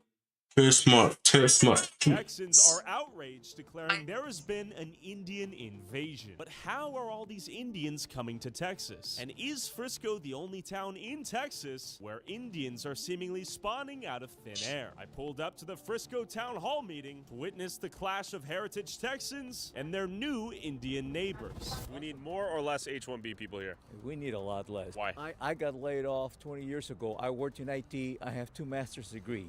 I was making over $100,000 a year. They said, you're too expensive, we're gonna hire Indian. But I haven't been able to find a job in IT since, and it's really sad. And you know what? I don't have another home in India. I don't have another home in Bangladesh. I don't have another home.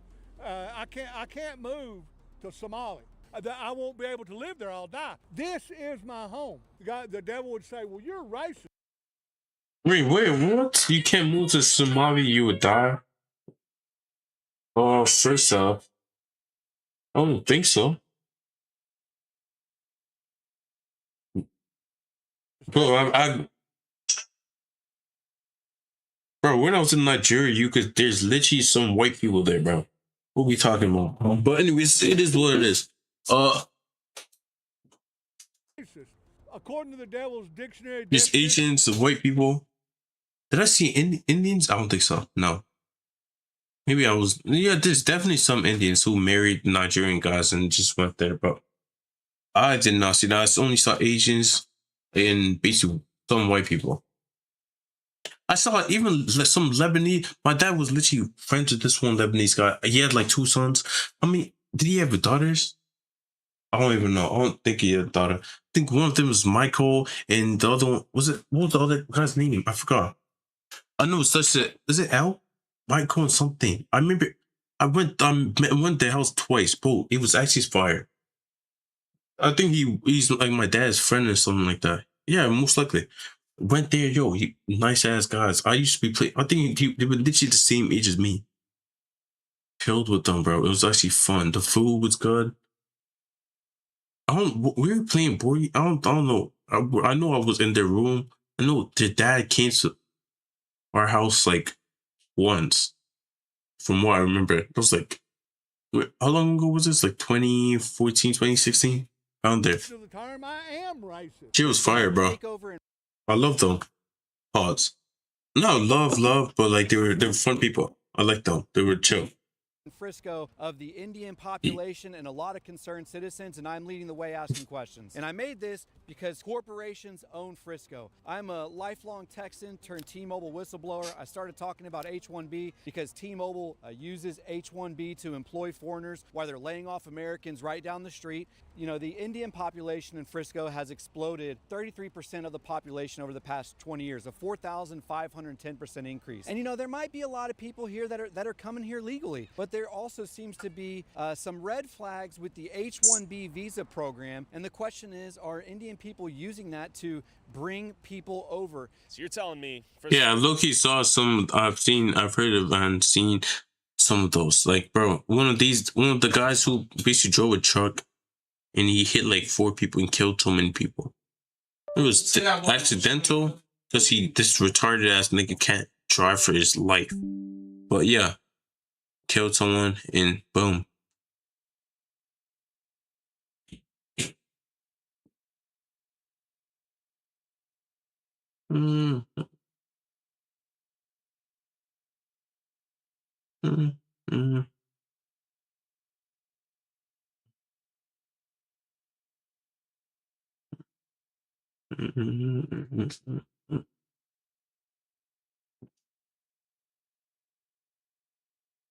Goes turning into Little Mumbai at this rate?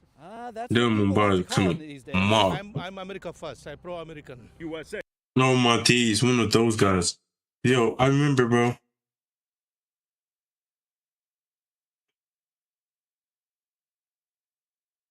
Just like oh my days, yeah. One of them weird white supremacist niggas, bro. Like these guys.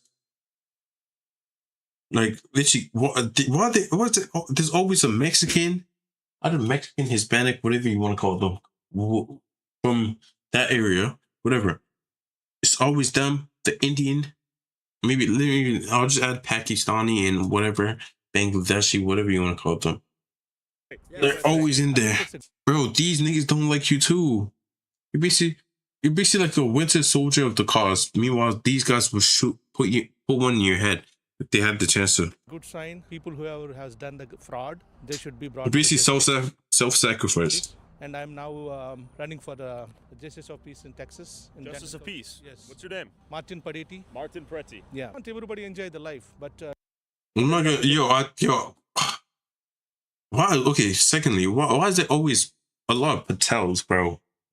No hate. Like, Patel, last name Patel. These niggas have like 80 different kids. But it is what it is. Life keeps moving. You just have to improve. Who once said this? Someone once said, fuck, what's it?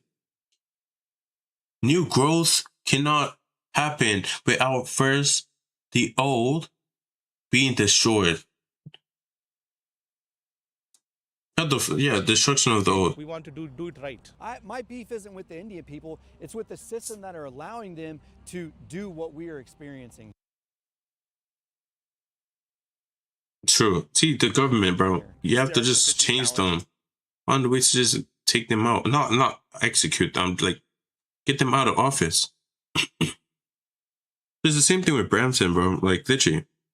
Some of these guys, bro, they cannot drive for their life. Why the fuck you enter a car and instead of actually doing good, moving and swerving, whatever you want to call it, guys are driving anyhow. Why get on the road if you can't drive for your life?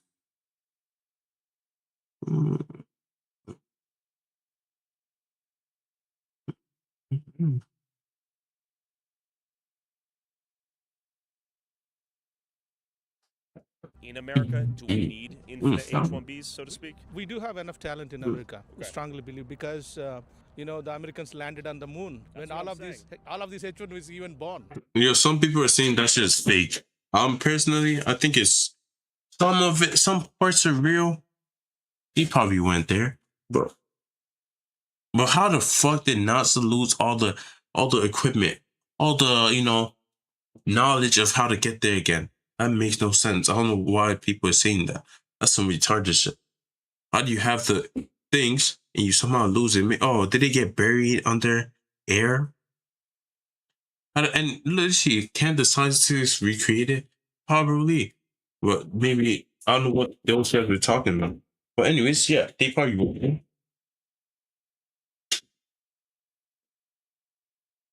I say probably because I saw videos. And yeah, probably.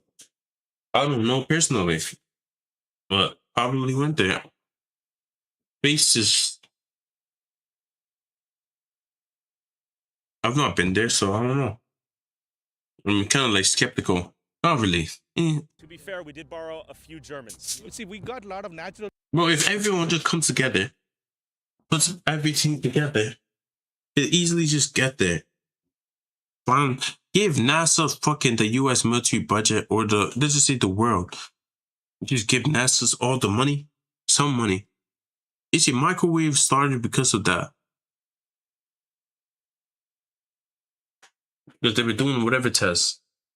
Boom. This one, we can easily just give them the budget, give it 10 years. Everything will be more advanced. But anyways, look.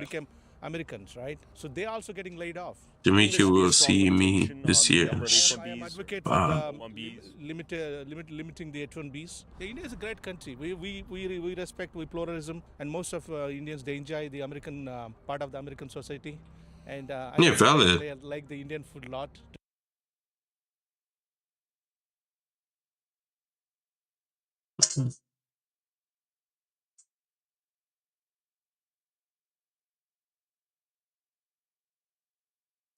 Mm-hmm.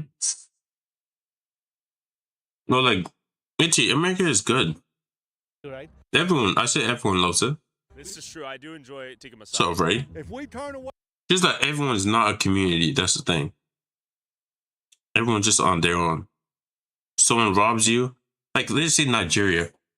Nigeria is kind of fucked up too. With the fucking put me as president of that country, and boom, everyone's doing well.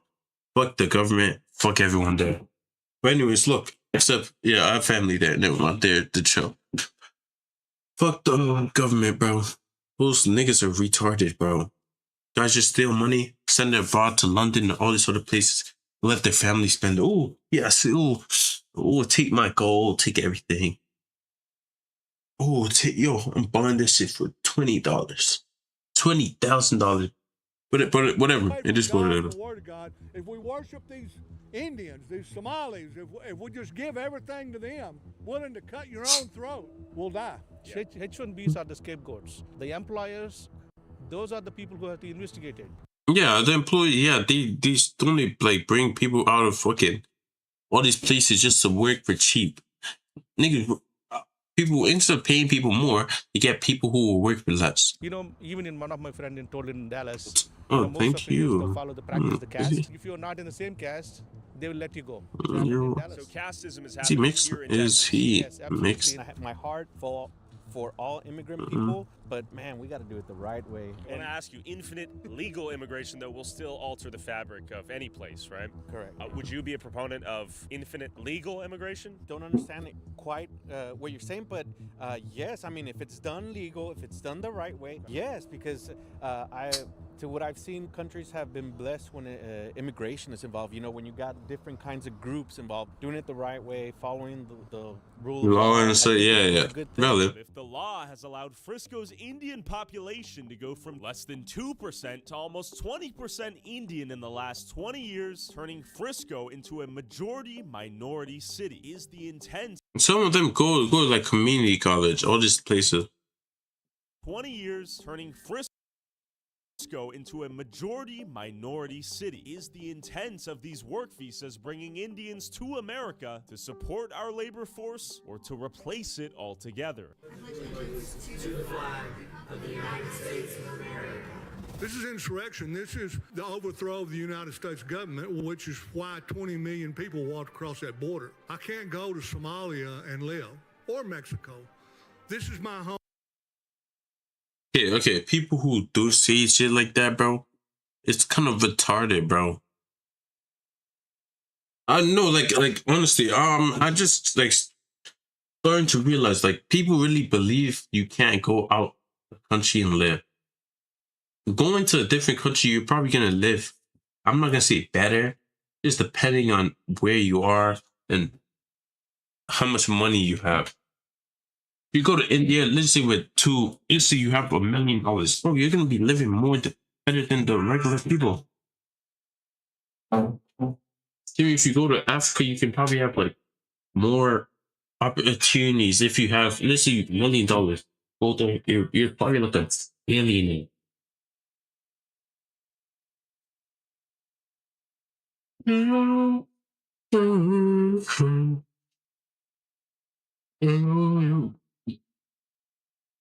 Let it all work out. All work out. Let it all work out. Let it all work out. Let it all work out. Hey, hey. America. The H-1B visas, we don't need them. We don't, not right now. Someday, but not now. And now, as of late 2025, T-Mobile USA. Just get the.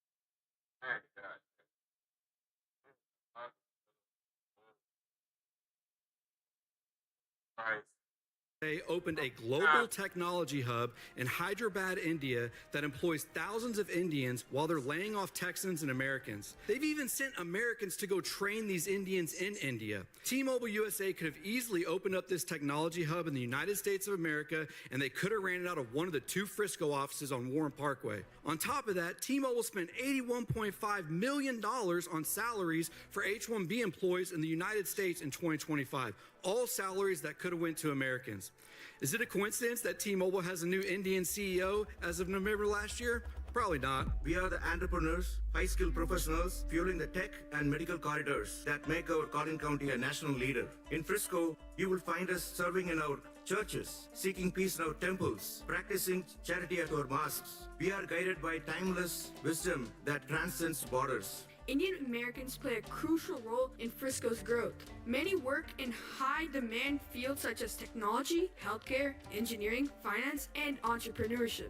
My name is Shri. My name is Ardav. My name is Siddharth. Hi, my name is Mathila. Hi, my name is Anvika. Indian Americans make up 1.6% of the population, but are responsible for $200 billion in taxes, have the lowest crime rate, and over the last couple of years, we've seen some of the greatest polarizations in the history of America. People are upset. The American dream is alive and well here, and it's not because the streets are paved with gold, it's paved with the ingots of possibilities. Every person in this room right now, their ancestors have come from a different country, a different continent. Despite these positive contributions, Indian Americans sometimes face discrimination or hate. I urge the council and the residents to reject such a rhetoric that divides residents based on what or where they came from. Let me be clear here. There has been no credible evidence presented to any widespread H-1B visa fraud in this city. Today, many Indian families are living in fear. Replace it with reality. Unqualified Indian and Muslim workers scamming Americans out of jobs. Scamming American out of jobs? Nigga, what?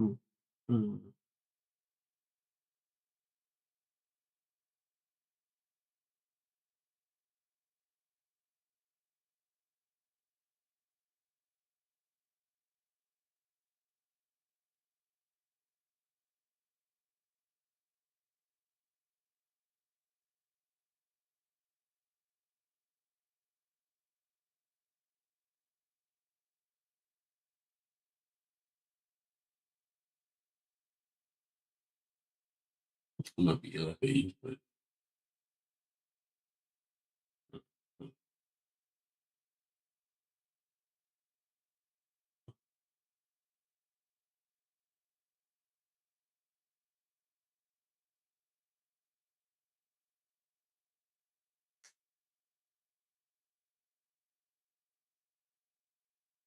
might be a useless degree.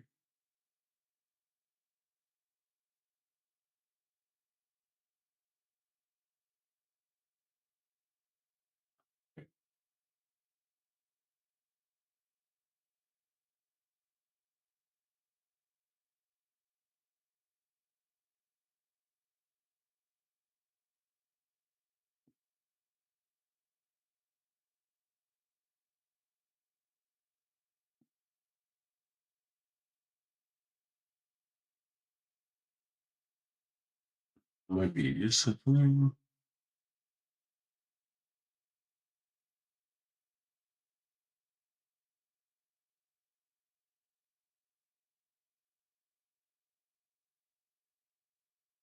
Mm.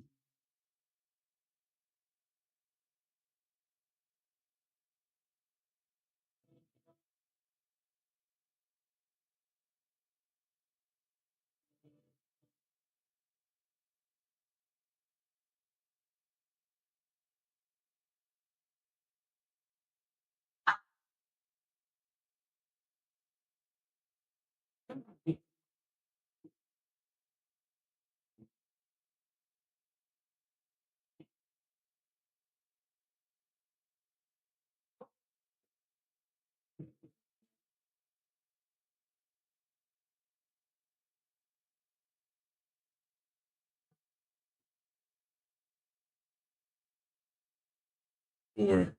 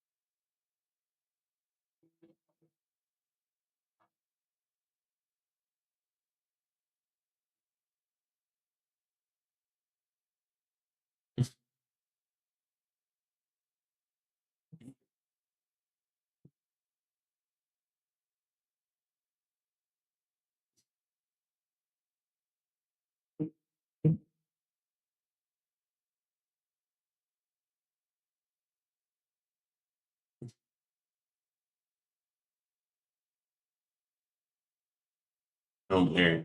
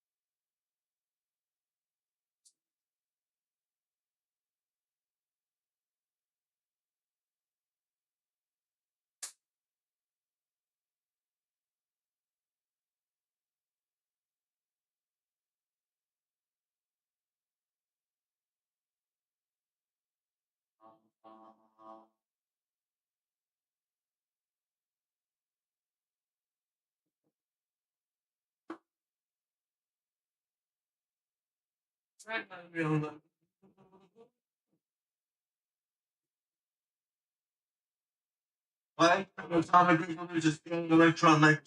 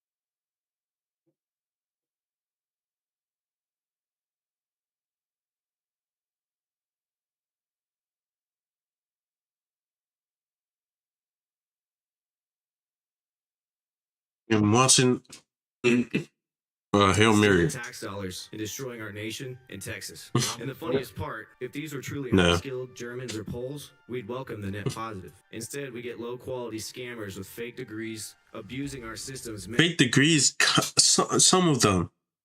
In Canada, yeah. That's funny. But anyways, in America, possibly the same thing. I remember seeing, didn't Tyler Oliveira make a video about like how one basically was sneaking people through the border to the US? Well, it's not all of them. Can't blame all of them for like what retards are doing. For generational Americans. And America is an idea. It lives in the hearts of all of us, the 243,000 residents of Frisco, and I say this with love. Thank you all for being here. He said America is an idea. Do you agree with that? I think it's more than an idea. And I made sure that, he made a point that the Indian population in America is 1.6%. Well, in the city that he's running city council, it's 33%. So it's pretty obvious that there's a problem going on here. Let's say we have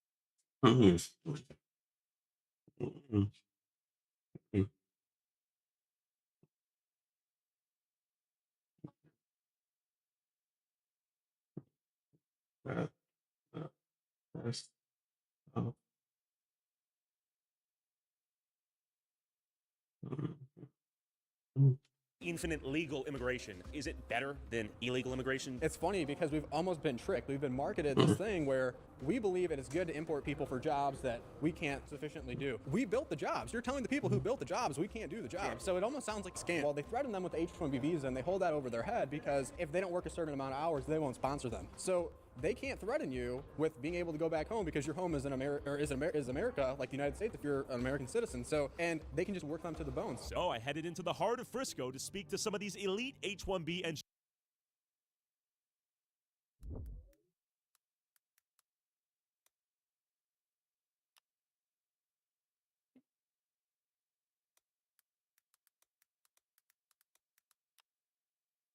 How is it different from it buying and selling?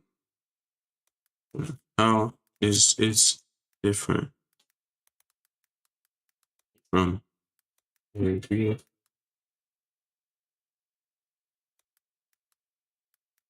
realtors buy and sell house. Yeah, they prefer buyers or sellers real estate. In the negotiations, show property. Yeah, all realtors are real. Okay, they're real estate agents or what the fuck? Okay. So it's basically what type of argument is that? No, I think it's just there's disjunction, conjunction, that's like A and B. Disjunction is like either A or B. There's like two more. No, there isn't. There's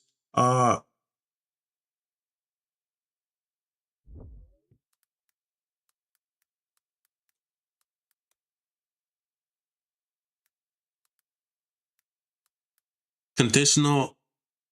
Isn't it biconditional? Conditional is like no. That's if A then B. No. Oh, if A and if A. Wait. What? If and if only. Yeah. And disjunction is like if and only if, something like that. True only if we are the same value. This is another one of the.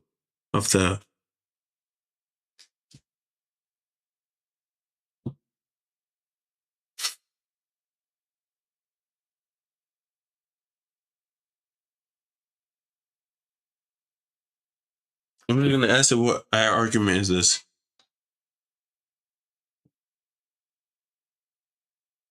Where's it? What was that looking for? Oh, and it was different place. What am I on? Engineers we've imported from India to save our economy from our unqualified, lazy Americans. Yeah, they're not. Yeah, somewhat. I'm not gonna say lazy, but most people are just see their value and what they're working. Their worth. They want to get paid how much they're worth, but no one wants to pay them how much they're worth because to other people's eyes, they're not worth shit. Because there's other people who will want to work the same job for less. So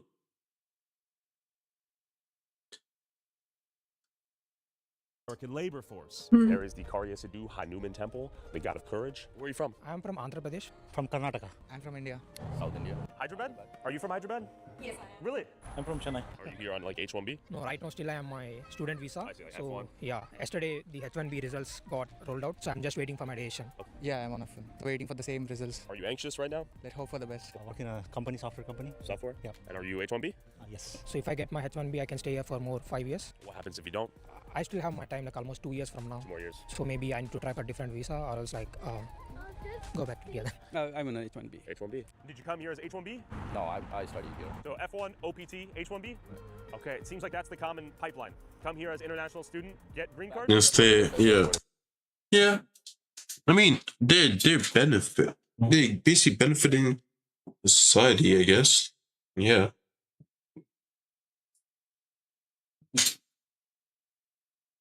Yeah, that's what I did. Have you seen the new wave of people from Telugu? A lot of them, yeah. A lot of them? Yeah, lately, yeah. How long you been in the States? Around 10 years. Are you on H1B? I graduated. Okay. I'm working right now. Okay. Are you like on F1 visa? I see.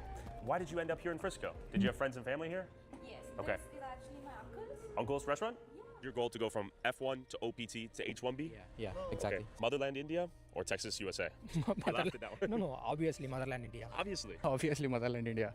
My motherland is India because I'm born and brought there, grow here, and I'm here to serve the US.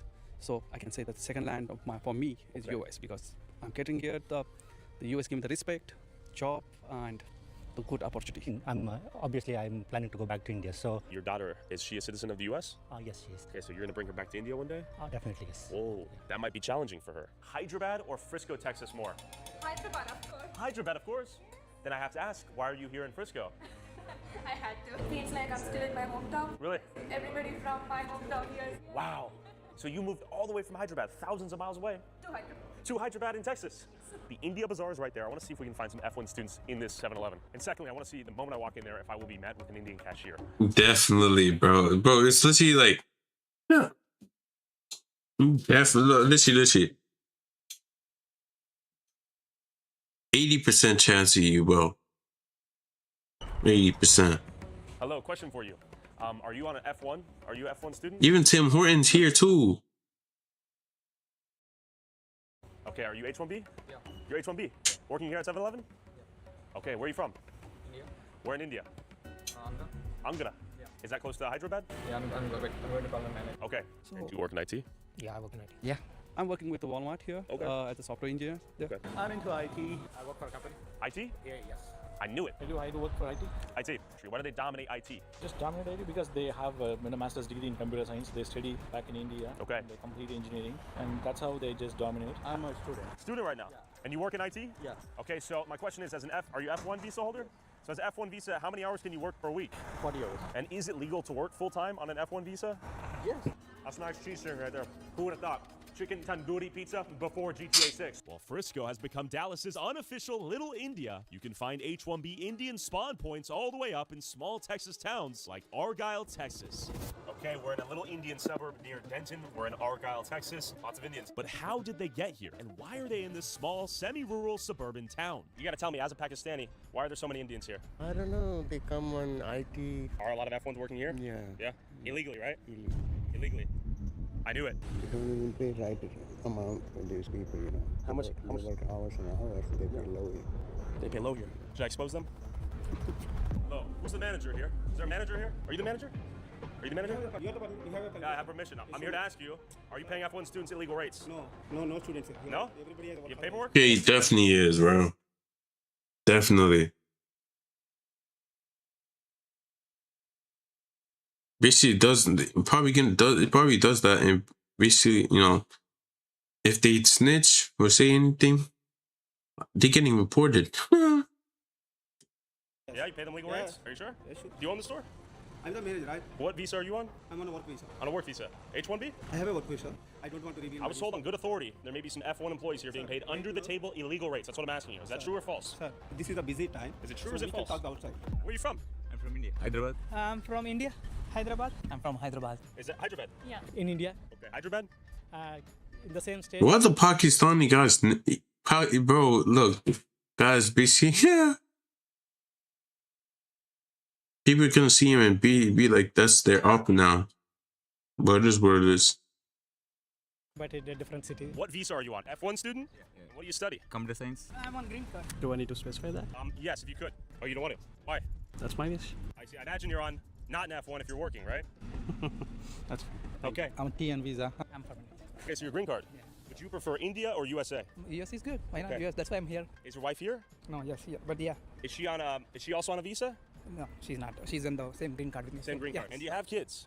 Yes, sir. Yes. And are they here? Yes, they are here. They're going to school. Okay, Everything is so like they're born and raised here. Everything is Oh, born and raised here? Yeah. Okay, what do you work in? Software. Engineer. Software. Software engineer. Did you get a college education in India or the USA?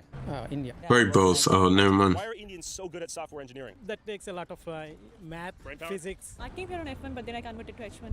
And So you came on F1 and then graduated to H1? Yeah. How hard was that process? It was cool actually. I'm from Canada. You're from Canada? Yeah. So you came from India to Canada to Texas? Yes. Most people who come here on an F1 have the intention to get an H1? Yeah. Yeah. Do you think that's fraudulent? No. No. Because it is valid that you can convert from H1 to H1. That is the reason most of the people come here. But isn't F1 just for people who are coming here to study and not to work? Yes. So do you think it's a bit of a fraud to come here to study and then end up... People go back too.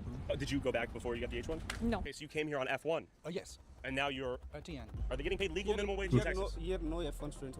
No F1 students? Here all I have work permits. We have all work On permit OPT? students. F1, H1B, O1?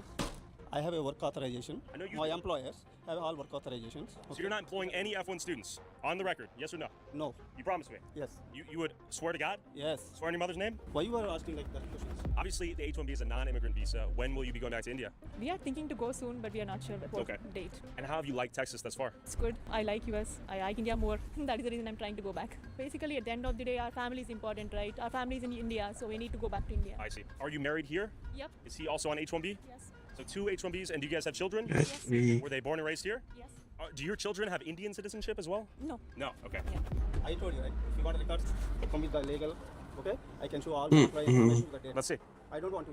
Okay, you're gonna show me the paperwork or what? Who? For me? Me. No, you don't have the right to come inside. I just did. You can just Why don't you just show me the paperwork and I'll be on my way? Do you illegally pay F1 students? Yes or no? No. No. Okay, fine. Yeah, that's fine. That's fine. I hope not. Alright, man.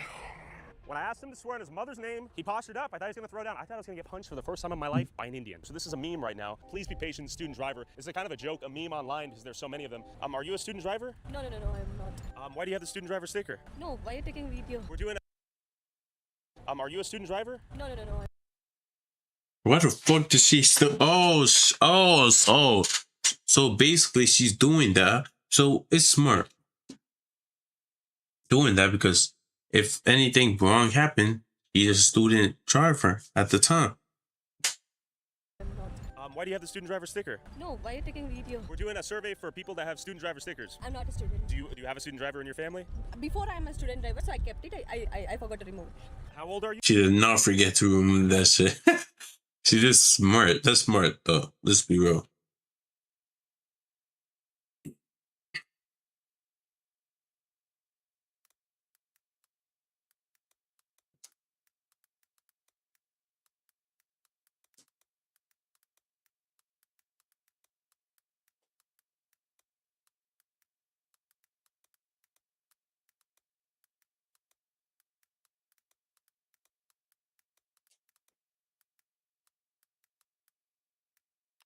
I did not spell that right.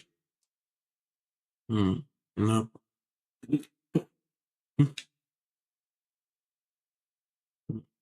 The student drivers may prompt other drivers to offer leniency. There's extra space. No legal exemptions. All drivers, regardless of sticker. Just so they didn't only leniency against for what do you call it?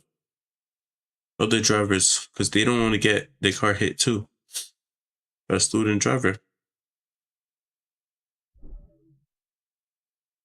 You? 30. I have a sticker which I put it inside You have a my student driver sticker? That's for my girlfriend, so. Come on. So your girlfriend has a student driver sticker. And she has a student driver Is your girlfriend a little girl? No. How old is she? She's about. Hey, yo, wait, what? What kind of question is that? Yo, flag on the play, bro. Flag on the play. What kind of question is that? Is your girlfriend a little girl? Like, brother, what are we doing? What does it feel like yo, fuck. Fucking hell, mate. Bro, brother. Now my shit's in black and white. What's the flip?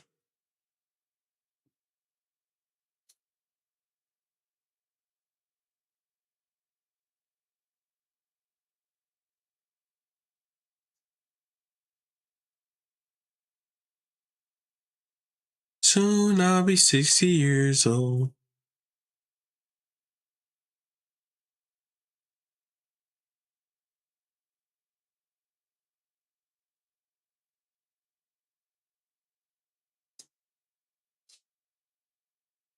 Yo.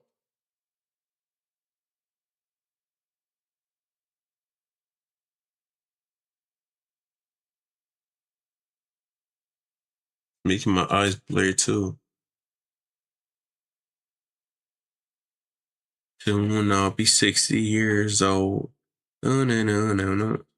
No.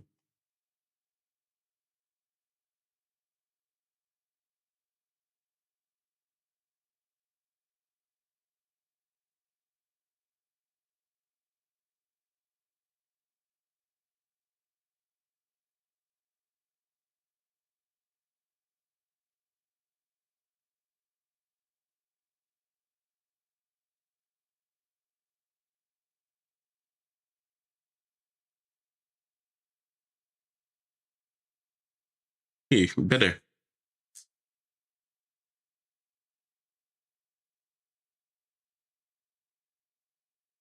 She just started driving. She wouldn't drive, learning to. How the fuck do you just start driving at 30 years old? I'll tell you back.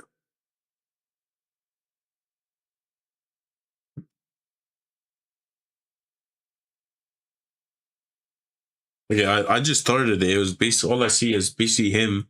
He just woke up from like hypersleep or cremation. Is it cremation? No.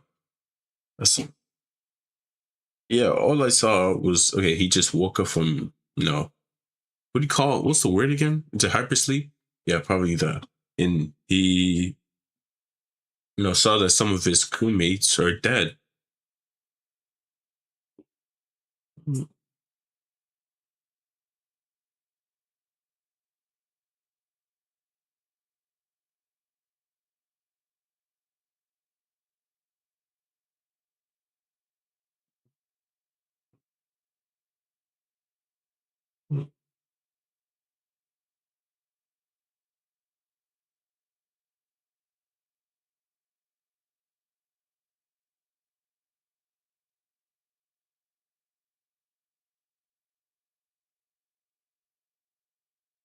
Right. I see. Did she know how to drive in India? Yeah, yeah. I see. So it's a difficult translation over here? Yeah, it's left to right and all that stuff. Probably she did her course 2 weeks ago. Okay. Generally, it looks a little scammy almost. Sure, yeah. Now I know. That's a great thing. I'll remove that. Is that your sticker? Yes. It is. Yes. Are you a student driver? No. Why do you have that sticker? My kid sometimes drives. No, it's looking for the good, was looking for a good excuse. Why do you keep it on there? I forgot to remove it. I mean, possibly. Maybe you've been seeing, you're used to it. You're way too used to it. And So many of these highly specialized H-1B Indians first came to America to study at our colleges and then stayed here until they got an H-1B visa to work. Then why exactly aren't American students educated in the same schools qualified to work the jobs we've been told we need these Indians for? Are Indians somehow vastly more overqualified than every other nationality on the planet and therefore receive 70% of America's H-1B visas? I met up with Mavash Siddiqui, a U.S. Foreign Service officer with 21 years of experience in national security. Oh. Yes. Oh.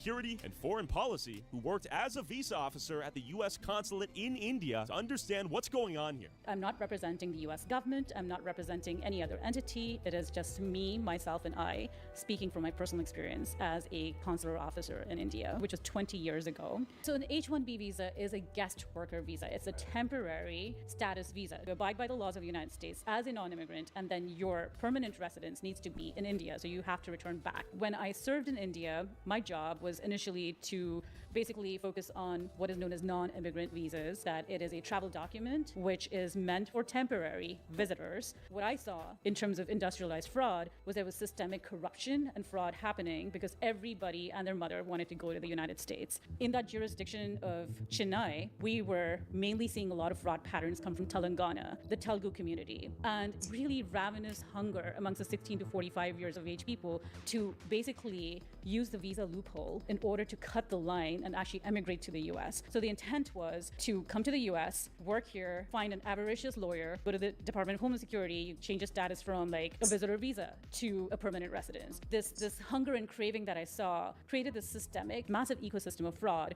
For instance, when I went as part of the fraud management unit to this place called Hyderabad, there is a huge back industry called Amirpet. There's a visa industry where you have storefronts after storefronts focused on basically creating fraudulent documents. A lot of F1 students, I'll give you an example. There were 400 of them, and they all had the same bank documents, but they had the guts to present these documents, which basically were fake transcripts, fake bank statements, and also, fake degree certificates or high school diplomas, etc. So it was industrialized in the sense there were factories, and they also had these storefronts saying green card would be possible within 6 months, kind of thing.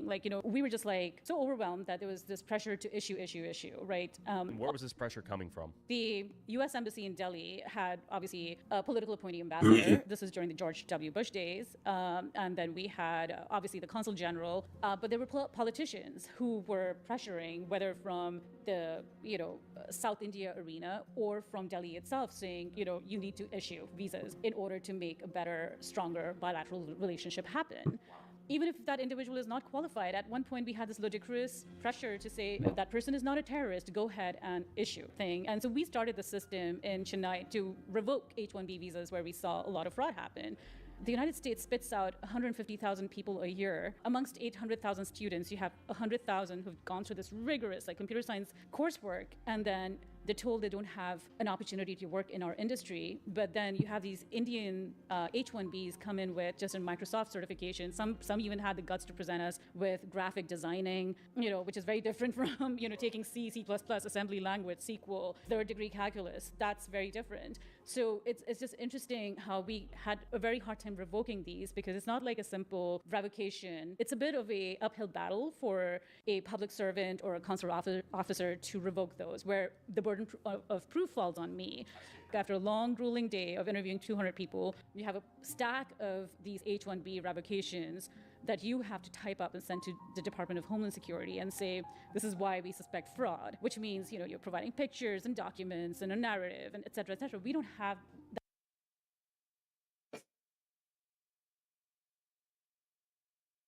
Okay.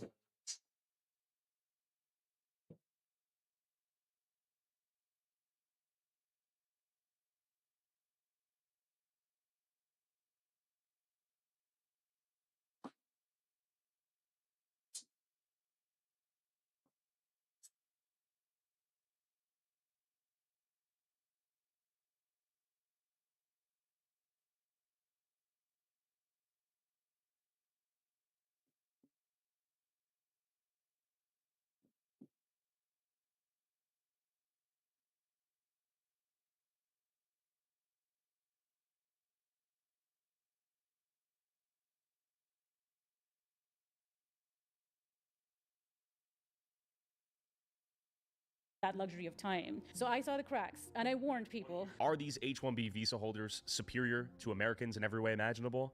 Absolutely not in screaming letters, NOT. So that's the halo effect that they have benefited from, essentially because of the Indian lobby. Everyone's benefiting in this whole system, right? There's kickbacks that everyone gets. The visa back industry is there, so people have created this narrative. It's almost like information operations against the United States, right? Where we are somehow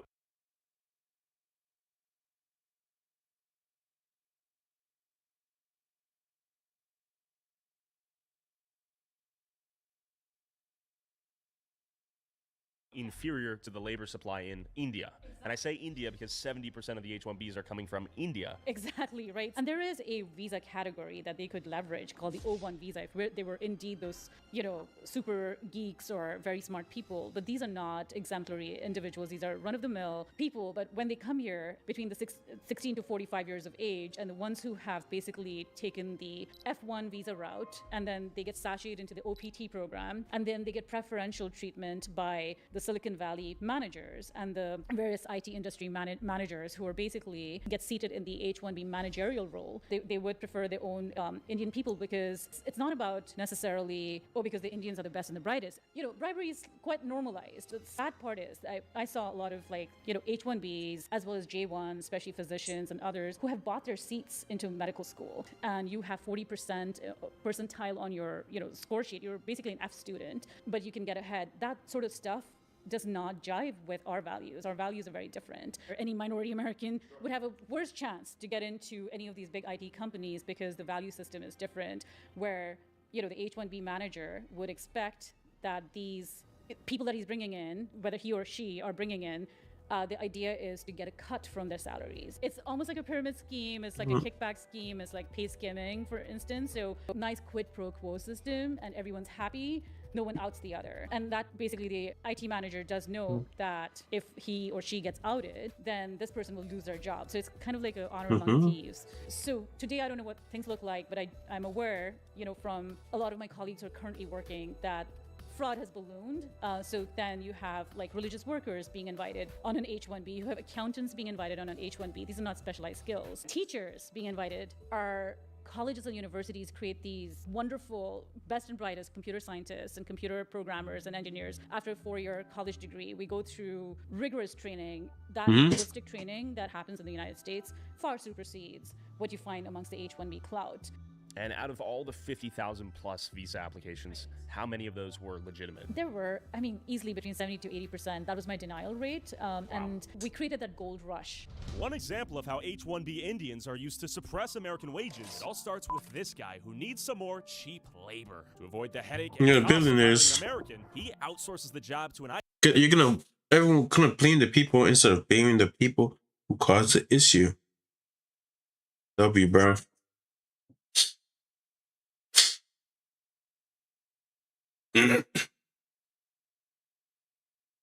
So the people who caused the issue blame the people who were IT staffing company. This IT staffing company claims to have an army of high-skilled H-1Bs to fulfill the contract, all at a cheaper cost. And most of the time, these IT staffing companies will rent an office like the empty ones you're about to see, put that address on their H-1B's employees' paperwork, basically telling the government, don't worry, here's the office where he'll be working. But the reality is, the IT staffing company won't use that office for anything and will send the H-1B employee directly to the client's worksite. The client gets cheap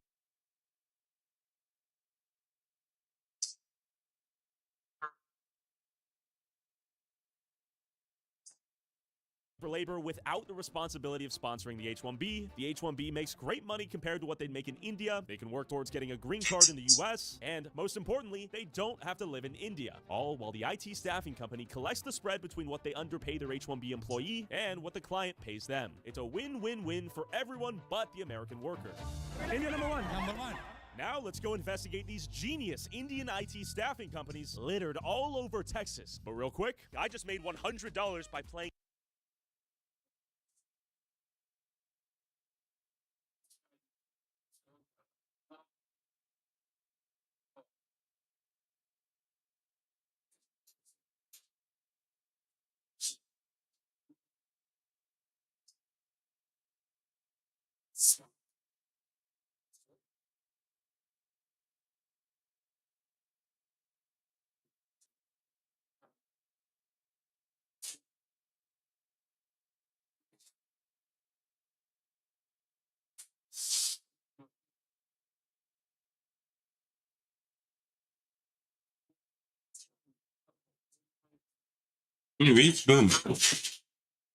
games on my phone. And no, it's not too good to be true. Let me show you. Free Cash is a free platform where you can actually earn money by playing mobile games, doing quick surveys, and more. And they've got a 4.8 star rating on Trustpilot, so you know it's legit. Here's how it works. You pick a game offer and start playing. Boom! My Free Cash balance just went up. And you can win more money by completing different challenges within each game. Challenges can be as easy as playing the game for up to 2 minutes and the cash rewards go up and up. I just made $10 for downloading Solitaire Cash on my phone. Just make sure you have app tracking turned on so you actually get rewarded. And you can cash out with PayPal, crypto, or even Amazon gift cards. To get started today, click the link in the description or scan the QR code on screen and you'll get a $5 bonus just for starting your first offer. It won't replace your day job, but if you're gonna play games on your phone, you might as well get paid for it. Thanks, Free Cash. Back to the video. There is a single company, Qubits Tech Systems LLC, with 8 LCAs, all from this residential home. Bunch of software developers here making $51 an hour. Yeah, this seems legit. Hi there, worksite inspection. Hey, who is this? Hi there, this is Tyler. I'm here to conduct a worksite inspection. Am I speaking to Hari Madiraju? It's not. Huh? Sorry, you cut off there. So I'm not at home, so what is this? I'm in the office. Wait, who is this speaking? Is there another worksite that you're working from? Yeah, 4425 West Airport. West Airport? Okay, so there's no one working from the residential address here? Why do they work for? Where is your home? Excuse me? Where Where is your home? Do you live in your home or do you live in your toilet or somewhere? No, I don't live in my toilet, sir. So I'm only asking because the LCA state that this is the address. Is that not the case? No. So you don't Go to my workspace. Are you from government? No, I'm not from the government. I'm conducting an independent investigation. If you are not for government, Yes. work right now I don't have any people, but you can go to the workplace and work there. All right. We'll take a look at your office. Thank you. Some attitude. Yeah. But why would this guy file 8 LCAs with the worksite listed as his residential home? So we went to his office only to find a collaborative worksite and his completely empty unit. No one in their office. Jahari Madiraju finessed us. Let's give him a phone call. Please leave your message for 214. You son of a bitch. And strangely enough, many of these ghost offices were often clustered in the same locations, starting with V4 Tech. V4 Tech. Very official. Okay, take a look inside.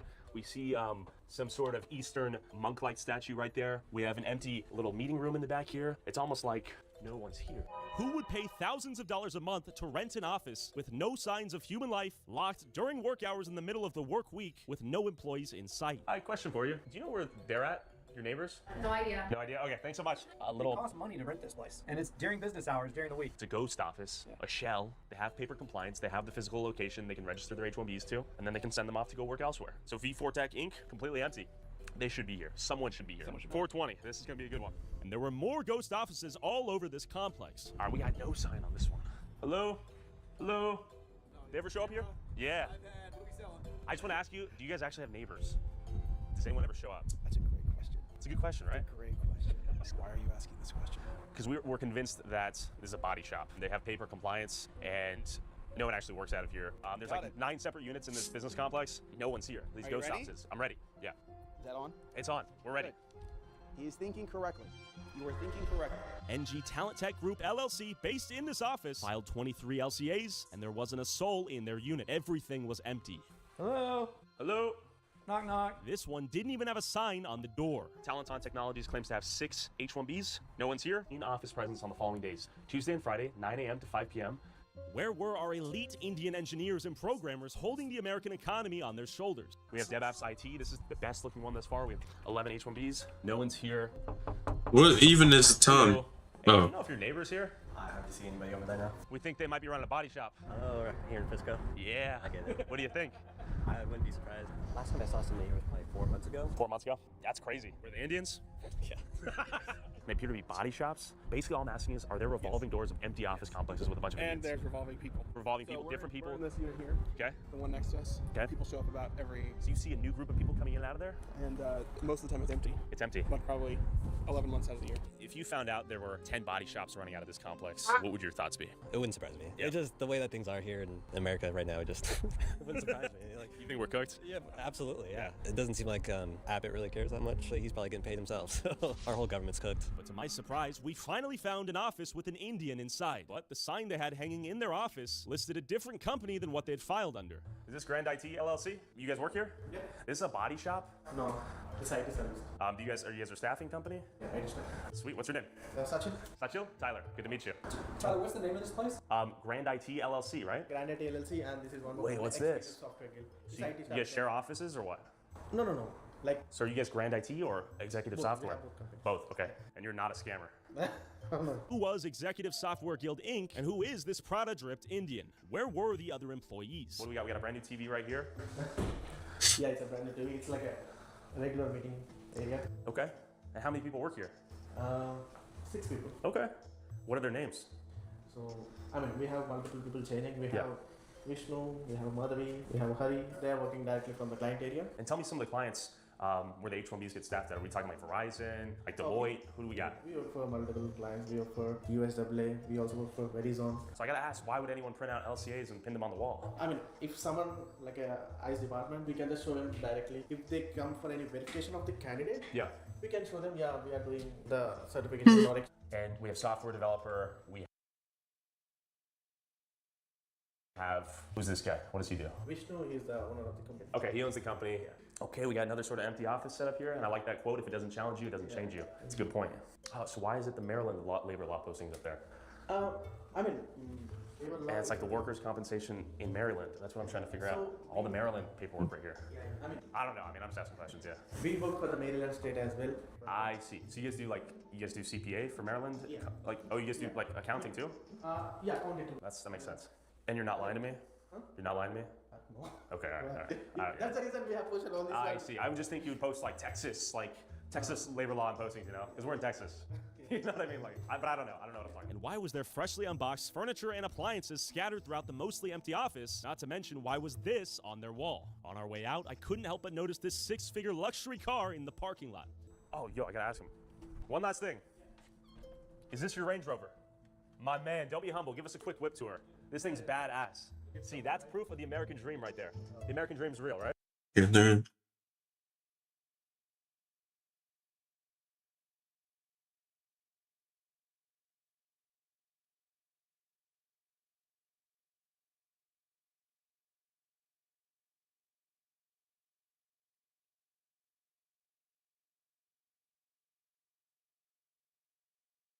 Okay, I love kids. I mean, okay, if I said that, it sounds weird, but yeah, valid.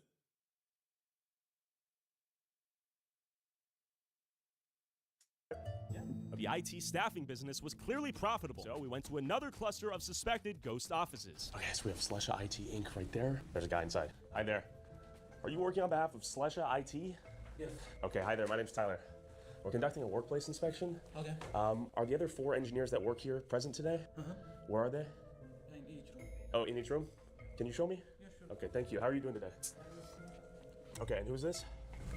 Hi. This appeared to finally be the first company with actual H-1B Indians on site working on their laptops as you might have hoped. While they are replacing American workers, I guess at the very least they're real. Are you allowed to be in here? You guys let me in. Who let you in? He did. But you told some workplace inspection, right? Yeah, I'm conducting a workplace investigation. You're on behalf from of News, owners. right? Correct. Then how are you inside a private? I just knocked on the door and you guys let me in. And we would like you to go. And I'm heading out. All right, 1300 West Walnut Hill Lane, Irving, Texas. Let's go. Finding an Indian in an office was like a needle in a haystack. Most of the time, my knocks were met with silence and a locked door. The American economy seemed faker to me by the second. No one's here at either of the Pamela locations. Margins for these IT staffing companies must have been enormous. To rent offices purely to achieve compliance on paper for the labor condition applications they needed for their H-1B armies. 6 in-office Hi, if you LCAs. record your name and reason for calling, I'll see if this person is available.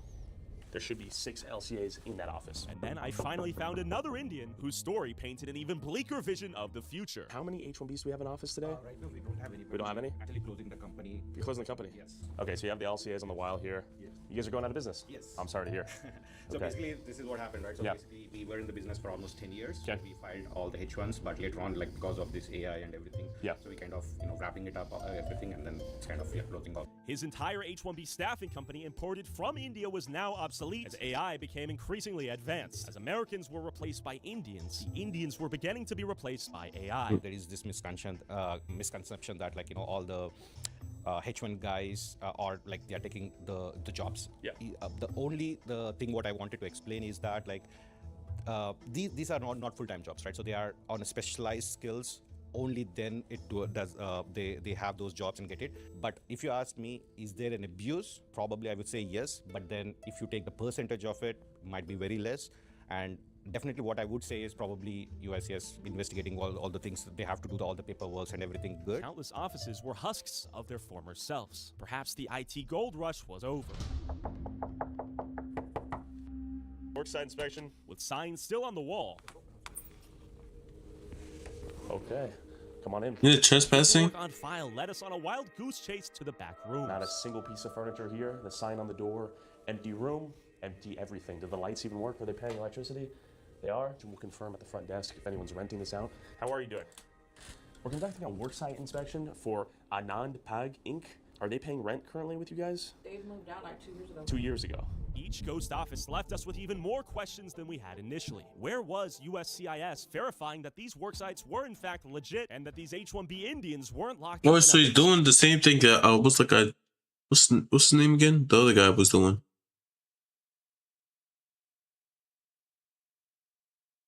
Somewhere being forced to code C++. 52 LCAs, 3 companies, 1 suite. And nobody's going to be there. Hey there. Is Synaptic and Cohash still in Suite 100? Yes, they are. Okay, is it a shared office? Yes, it is. A shared but empty office. Why rent out your own entire office when you could share one with several other companies? This was even more cost effective. Hello, worksite inspection. How much of the commercial real estate economy is propped up by companies like these renting out units to have a worksite on paper for their H-1B employees that are nowhere to be found? Worksite inspection. Worksite inspection. This country is all an illusion. No one's around. So they should have 4 people working on site. Do we have anyone here today? No one? Okay. So you pay them $20 a month to get an office space in the ether, maybe a mailbox, so you have paper compliance. But where are these people working? In the digital mailbox? In the cyberspace? Where are these Indians? This country is a joke, and you're living in it, and you're paying for it. Look at this, fully empty. Move right here. We have Sapnex LLC. 3 companies are registered to this location. Looks to be a completely empty office, nothing in there. Take a look.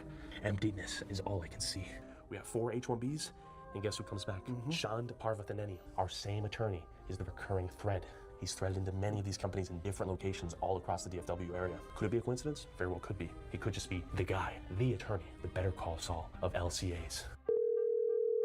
So I called Shand Parvathaneni, an Indian immigration attorney who files LCAs and H-1B petitions on behalf of countless companies with ghost offices that I visited throughout this video. Could he perhaps explain what was going on here? But real quick, Patreon banned me for noticing too much.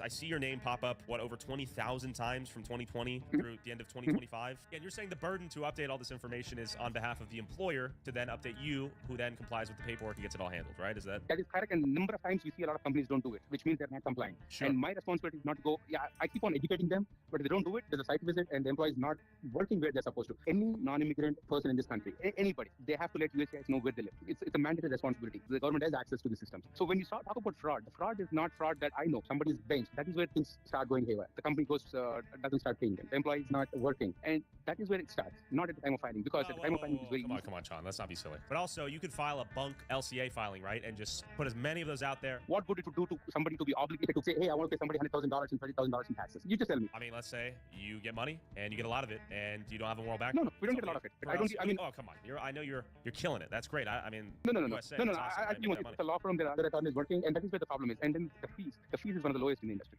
Come on. I know what lawyers make. Come on. For a different perspective, I want to show you an office in Plano of one of the largest IT staffing companies on earth, Tata Consultancy. Companies like Tata built the blueprints for these rink-a-dink mom-and-pop staffing companies with ghost offices we've been visiting. But the difference is, they have real offices and real H-1B Indians doing work in the places they say they are at a massive scale. They proved to corporate America that they could outsource IT work to an Indian firm like theirs, get the job done with H-1B workers at a fraction of the cost of directly hiring Americans, and they could hold their H-1B Indian Army captive due to their visa being tied to them. Ultimately, companies like Tata are at the forefront of the replacement of skilled American laborers in exchange for cheaper, interchangeable, and captive H-1B Indians. For example, in 2015, last job of IT workers for Disney World Orlando was to train their H-1B replacements in 90 days that had been brought over by Cognizant. If these employees didn't train their new replacements, they were not eligible for bonuses or their severance packages. In fact, big outsourcing firms like Tata rarely even bother to sponsor green cards and often just import a new wave of H-1B Indians to replace the previous one once their visa expires. I pulled up to one of these outsourcing firms' offices in Plano just to see the H-1B Indian spawner hole in the flesh.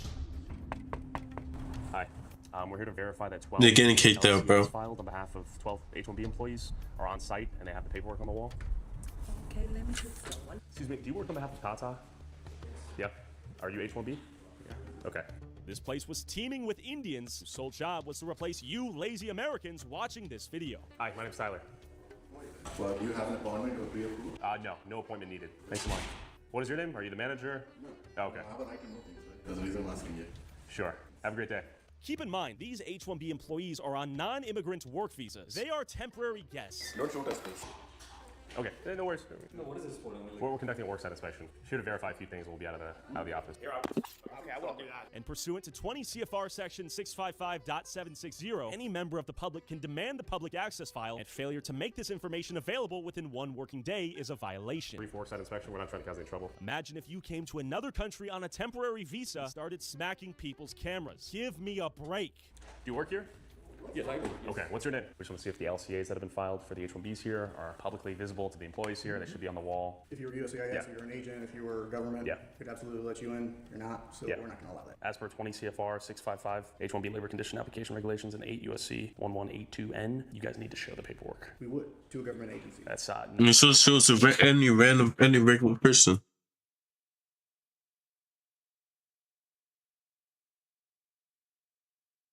the law says. Okay, you can take that up with our immigration We will, office yeah. in Rockville, Maryland. Sure. You're not going to show it?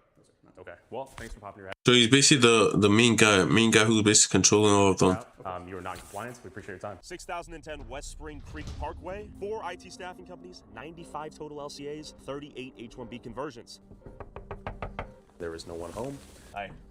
Doing good. Ever seen anyone come in here? There should be 18 people working out of here. This is our virtual Yeah. office. There's 5 of us, but we can work from home. This doesn't even have enough room for 5 people, much less 18. Worksite inspection. We have a building permit signage here indicating this place has been under renovation or construction since March 6, 2025. Where have the employees gone to work the last year? According to what I'm seeing here, there should be 34 people working on site. Your call has been forwarded to the voicemail for No one is available to take your call. And the difference between what a real H-1B worksite should look like compared to all of these ghost offices or seemingly staged worksites was immediately apparent. Hey, are you Siusa? Siusa Inc? Siusa? How many people are on site right now? Right now? Yeah. 1, 2, 3, 4. Where are you from, by the way? From Germany. Germany, okay. We do need to see those LCAs, though, and then we're out of your hair. Idris, I can forward this email document to you. Yeah, that's fine. I'll write down. I mean, listen, hear me out. I know you have attorney-client privilege. Just be real with me, though. You meet these guys, they talk to you. How often do you think you're signing off on fraud? Zero. Now that you've Zero. seen some of these If I offices know that people have knocked on the doors, the empty offices. Lights off, no one home, 3 p.m. Is it even going? Okay. Those are the times they're supposed to be around for. Doesn't he have a thing on the door? It's like, let's say 4. I don't know what is a specific time. Maybe it's a full-time job. I don't think so. The complete shell offices with ghost employees. No one can find where they work. You really think it's zero? If you say that is there fraud that is found after the fact, yes. There should be 3 people for Whitespan LLC on site. There should be 1 person on site for Upward Innovations LLC. There should be 2 people on site for NK Technolabs. That she looks like she's shaking. There should be 1 person on site for Upward Innovations LLC. There should Yeah, she might be hiding something, bro. be 2 people on site for NK Technolabs. There's like hardly anybody here today. I'll tell you what USCIS does. USCIS will come back and say, hey, we went to an address. This employee does not work over there. What exactly is going on? We want to revoke your H-1B. And then I go back to the employer. Hey, this is what USCIS has found. Now there's a problem. Do you have what exactly happened? Because you have to find out. Does it always mean there is fraud? No, because I'll tell you an example where it might not be fraud. A guy is working in Verizon, for example, in Dallas, as a software developer, 6 months contract, and they're reassigning to another project for, say, Dr. Pepper, again in Dallas. If somebody's still working, still getting paid the same salary, still in the same role, you can change the worksite. That is not a material change. So you would have so to when you get an amend the RFP, you LCA, talk. right? No, it is not a material change. But if it is Dallas to Dallas, it is not a material change. It's just a different worksite in the same city. UCSIS would need to verify the worksite exists, the person exists, they're in the country, they're at the place they stated they should be. How would that not be a problem? So USCIS have rules. If it is a different metropolitan statistical area, it is a material change. Instead of working in Dallas, somebody moved to Austin, that is a material change. UCSIS should be able to point at and say the guy works here, right? Oh yes, and sometimes the worksite changes. This third party consulting the worksite could keep changing, because That's in this crazy. case the same Okay. LCA. Yeah, and that is the problem. And that is what I'm saying. And this is what people. Complete lack of and transparency. that is That's where. wild to me. That's mind-blowing, actually. What Chand revealed to me is that employers have zero legal obligation to amend the LCA if the H-1B employee is working within the same metropolitan statistical area. This Dallas-Fort Worth-Arlington Metroplex encompasses 13 North Texas counties, 9,286 square miles, with more than 200 incorporated cities and towns. So an IT staffing company like the ones we've seen can file an LCA listing at a ghost office in Frisco and then freely move that H-1B worker to a client site in downtown Dallas, Arlington, Fort Worth, Plano, Irving, McKinney, Denton, or any of the 200 plus cities and towns across 13 counties without ever filing a new LCA or amending the H-1B petition. So on a day-to-day basis, USCIS does not know where the employee works, the DOL doesn't know, the client is not required to report any. Technically, IT, you can work from home. Don't really need to go to a specific place. You could literally work from home. thing to anyone, and the system, by design, is blind as to where this H-1B employee actually works, allowing plenty of room for things like underpayment, misrepresented job duties, and proxy work from India going unnoticed. The contract is what shows there is availability of work. The problem with fraud, the contract is for 6 months. Everything goes good. Then what? Is somebody on the bench? That is fraud. Is the employer not paying the employee? That is fraud. That is where there is a big problem with H-1B. That is where all the fraud starts. And like you said, hey, this company doesn't exist now. When you call, there's no company. For example, on the day they filed, no, the company was there. Otherwise, because USCIS has their own big check, they will catch in 1 minute the company doesn't exist. So I don't think the fraud is at that point. The fraud, maybe 6 months, 1 year when the project is over, the company is not paying this guy his salary, and this employee is not getting paid, the guy is getting benched. That is where all the fraud starts. And now, like you said, clearly, how do you detect that fraud? In my opinion, the government has access to the databases. Click of a button. While listening to Chand, it's clear the system, by design, demands little to no real transparency and heavily relies on the employer operating in good faith. Clearly, USCIS was not inspecting all of these work sites to verify their legitimacy, begging the question, where are these Indians? I feel like I'm in a library right now. Icon IT Solutions, here you are. We have 13 LCAs. Open up, goddammit. Okay, next. Beyond. Hello, is this ESK? Okay, hi, my name's Tyler. Hey, man. Good to meet you. What do you guys do? It's a software development. Okay, where do you guys put your LCAs, your H-1Bs? H-1Bs? Yes. Like H-1B guys? Yes. Eyes on ice? No. We're just doing a little video. Oh, okay. Yes. H-1B guys, like these guys are... Exactly, yes. 'Cause we keep showing up to like empty offices. You're the first office we've shown up to with human life. Yeah, you can check out. We can check it out? Yeah. Okay, let's go. Hi. And this is my office. We don't have much H-1Bs. Yeah. I think only three H-1B. Three. You said you know how these guys operate like a minute ago. No. I mean, like, most of them, the offices are empty. So tell me about that. So I want to make sure we make the difference because we've knocked on a few empty offices that appear to be like shell offices, like ghost offices. Oh, okay. Are you familiar with that term? I'm familiar with the cell companies, Okay. but not familiar with a lot of people here because I don't talk with a lot of neighbors. Okay, so why do some people rent out the offices but they never actually show up, never do any work? Maybe most of them work remotely because most of the IT works are remote. Yeah. But I don't allow actually Online. remote work. I prefer my guys to be here. Okay, thanks again. Hey, enjoy the game. See you guys. This guy brought up a good point. What happens when our H-1B prodigies are working remotely from home? I pulled up to Houston and met up with Nick Plum, a former Amazon L7 engineer laid off by Amazon, who has been speaking out against the Indianification of America. And we began our inspection. So he got kicked out, laid off, and he's coming back for revenge.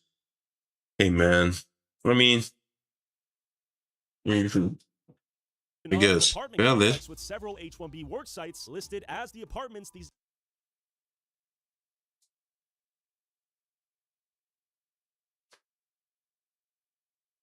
Indians lived in. They're required to have a public access file available the moment an LCA is filed, and it must be accessible at the employer's worksite within 1 day of filing. Let's see who has their paperwork in order.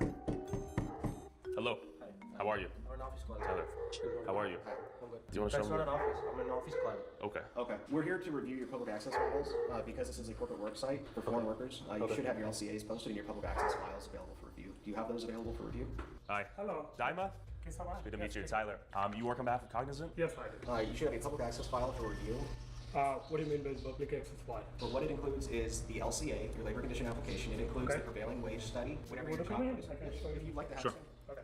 So this is my website. What you're really seeing here is how rare USCIS compliance is, and how before remote work was common, at least you had a corporate office where the public access file could be filed and LCA notices could be posted on a wall. When the H-1B's worksite is now just this guy's apartment, all of this info becomes harder to verify and easier to fake. While the Department of Labor doesn't have enough resources for in-person audits like these, they did create a provision to allow members of the public to demand the same info. The only problem is, nobody ever does. And of course, we stumbled into this engineer vibe coding in real time. Just look at this guy's screen. By law, you should have it here physically ready for so you. most of the PWD petitions I have, right? Okay. And whatever benefits like medical, vision, and then dental, all those medicals, whatever has been provided as part of my LCR petitions. So I do have it. We will be reporting that we were unable to review the public access file locally. Yeah. So what's your job title? My job title is senior manager. I work for a client called Marriott Hotels. Marriott Hotels and Systems. They had your client secured before your arrival into the United States? Yes. Okay. This is my second client. Okay. My first client is Energy. It's an energy company. Cognizant is my employer. Sure. They have the right to hire, fire.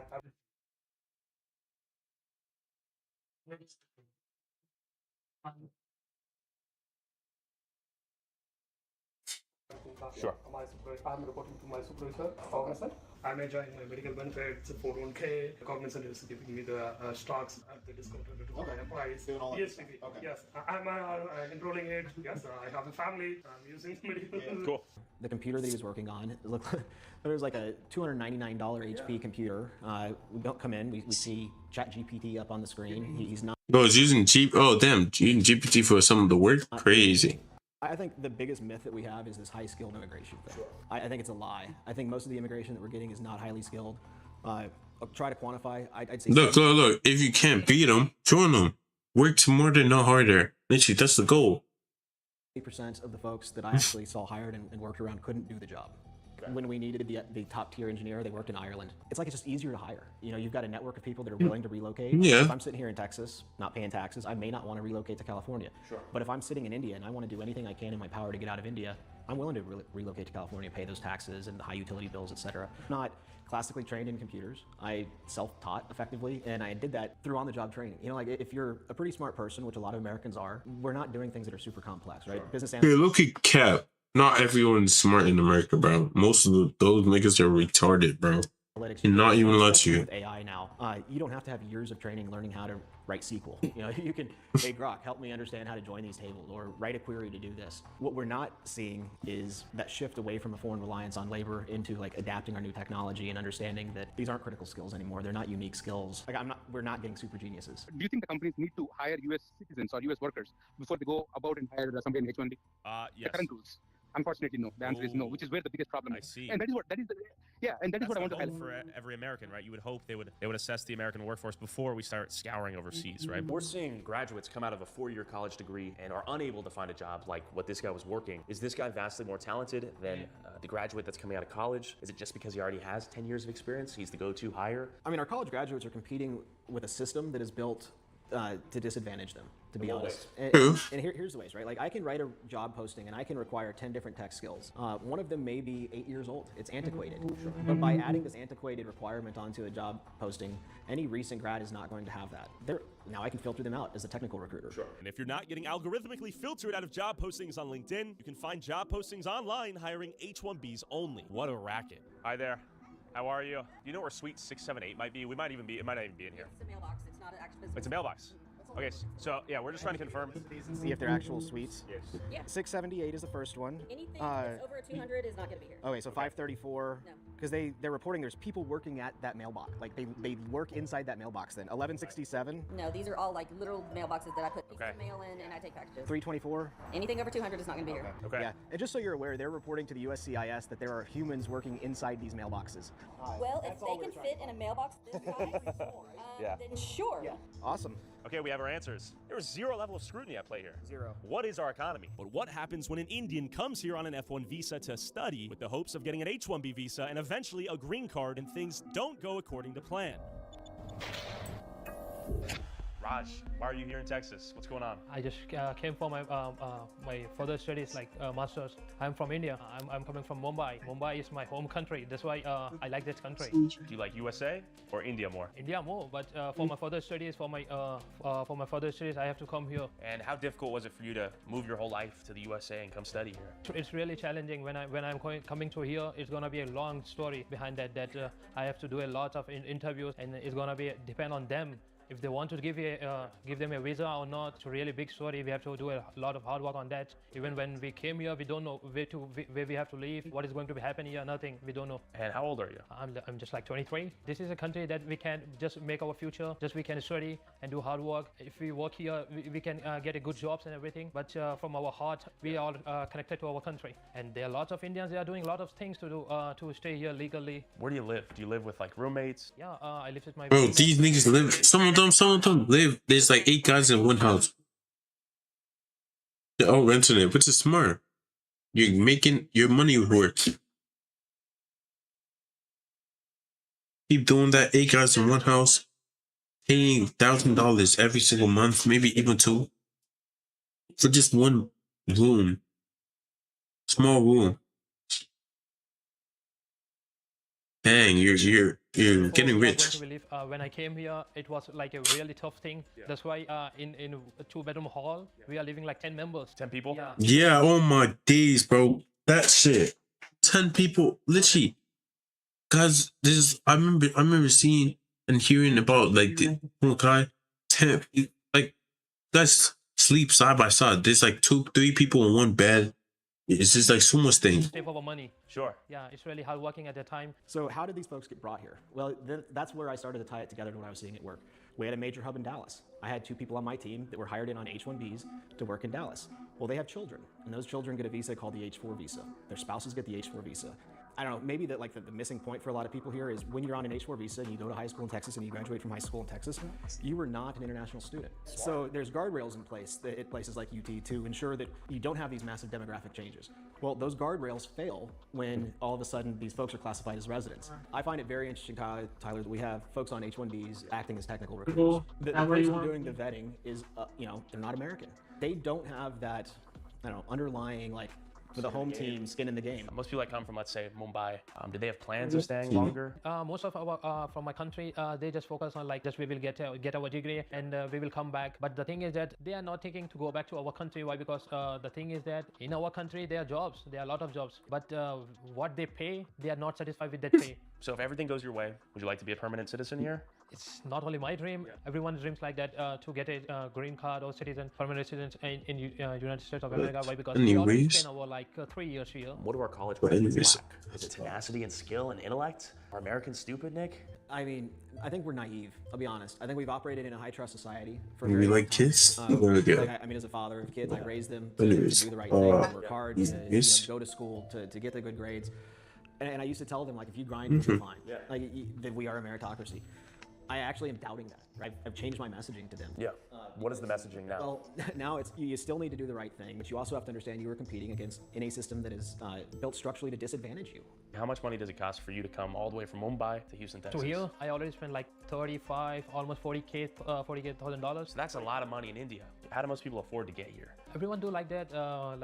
They have some savings in our country. Some savings like out their fathers or something. They have some goal or something. They are struggling hard to get a degree and a job here. They are selling their homes in our country to only just to visit the United States of America. They are selling homes. They are selling their like savings and everything, the gold and everything. And when they are coming here, they are not satisfied. Why? Because after all these things, the IT job market is no more. We are not getting a good jobs and nothing like that. Who benefits from importing infinite labor from all over the planet? I mean, I think there's a bunch of beneficiaries to this. Who's winning right now? Yeah, well, it's not the youth. Sure. It's not the American worker. It is big capital. These folks don't have freedom of movement. If they're let go, they have 60 days to find a new job, or they have to leave the country, or really what ends up happening is they just change status to a new visa. Sure. But they should leave the country. If you can't get a job in IT, what's your plan? The last option, if I will not get a job, like even I also find a girl on the dating places. Any nice Indian girls? Not an Indian girls. Who? One white and one Mexican. In a white woman's, they are not like a greedy. Some of them like a greedy, but everyone not is greedy. But in Mexicans, you cannot trust them. What have you seen? What have they done to you? One of my friends story. So he's just thinking to what to do, and he's trying to get a jobs and a lot of things. After that, all the hard working, he's not getting a job. So he find a girl. So first my friend said, "Oh, I like you. Can I get your number or something?" Okay. And then they went for the dates and everything. My friend he said to the Mexican girls, "Oh, can I ask you for the favor? It's not only my favor, it's your too." Well, because you are struggling hard, so it's really good for you too. So can we do like a marriage just to fix my papers? Sure. So she said, yeah, okay then. Did they get married? Yeah, they get married, and the thing is that after they getting married, and she said, I have some conditions, like when she is going to sign the papers, she wants like $5,000 in her first month. Like, well, let's look at Amazon, right? They laid off 16,000 people January 28th, 15,000 in October. I am sure those were not only Americans. In fact, I know of at least one that wasn't an American. Now, the difference between her and I is I'm sitting here, right? I'm not worried about being deported. My visa's not going to get lapsed. And these folks, I mean, they bought cars on 5-year notes. Their entire family will be uprooted. They may even have a kid here that's now an American by birthright citizenship. When someone has that much to lose, you can really compel them to do anything you want. Then you see them giving up everything in order to fulfill this dream or get their kids from this status of being lower or middle class to upper middle class and beyond. They may sell the family farm for all that, right? Back home, their family.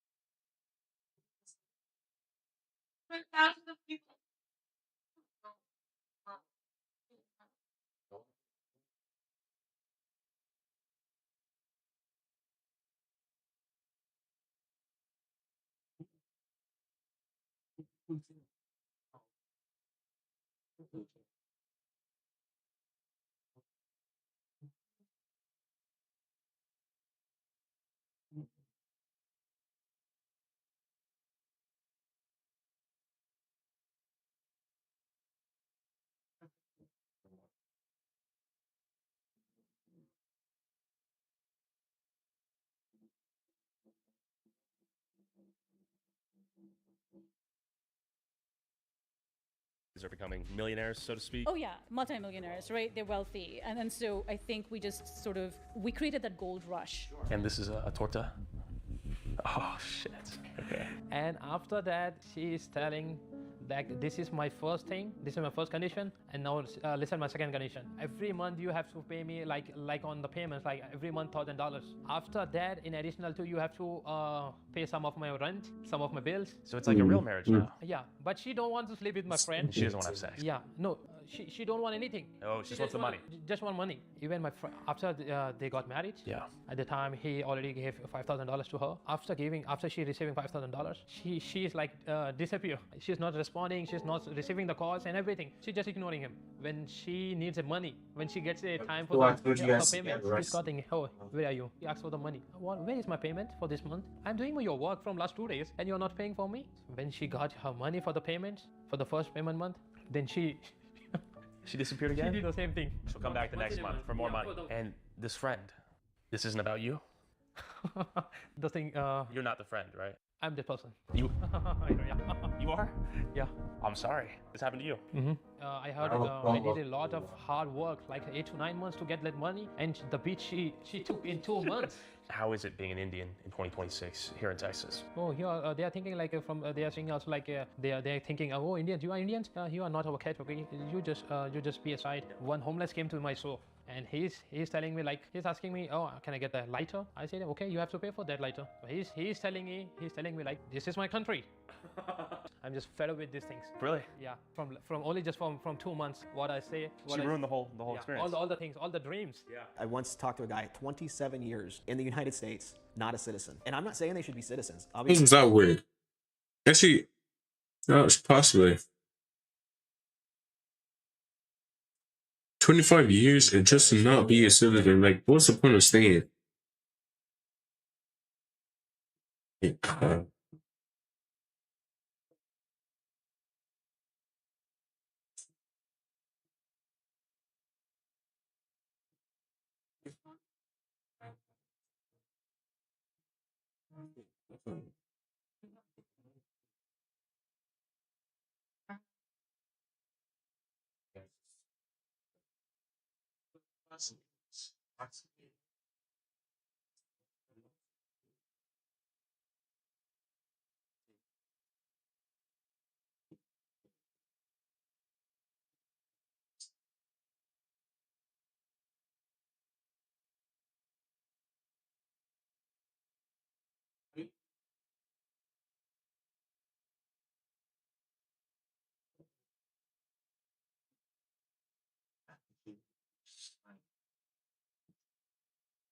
Just no.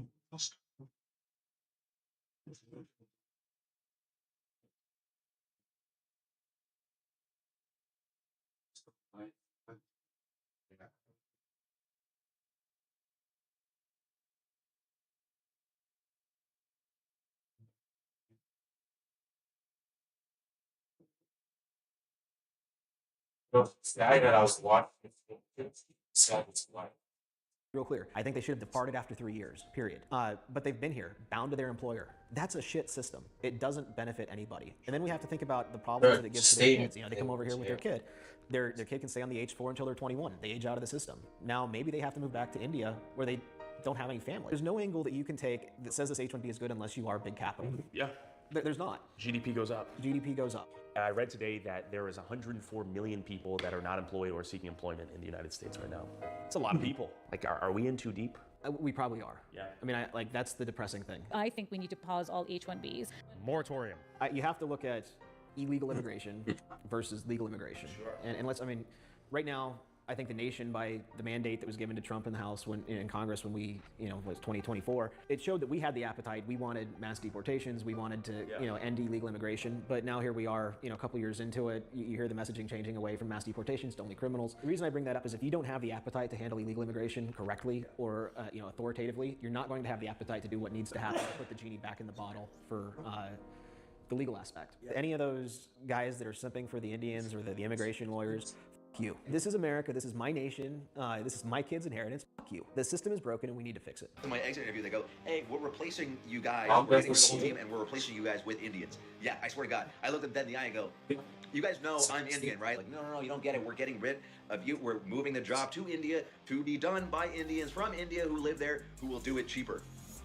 And in that moment, I turned into every one of your fathers. I was like, these goddamn Indians are taking our jobs. You can't flood the country with tens of thousands or hundreds of thousands of foreign workers. You also do have to bring in talent. When we have plenty of talented people here. No, you don't. We don't have talented people here. No, you don't have certain talents, and people have to learn. I mean, valid, I guess. But it is what it is, though. Just have to change the government, I guess. But yeah, yo, be safe. I should probably go to sleep. I need to watch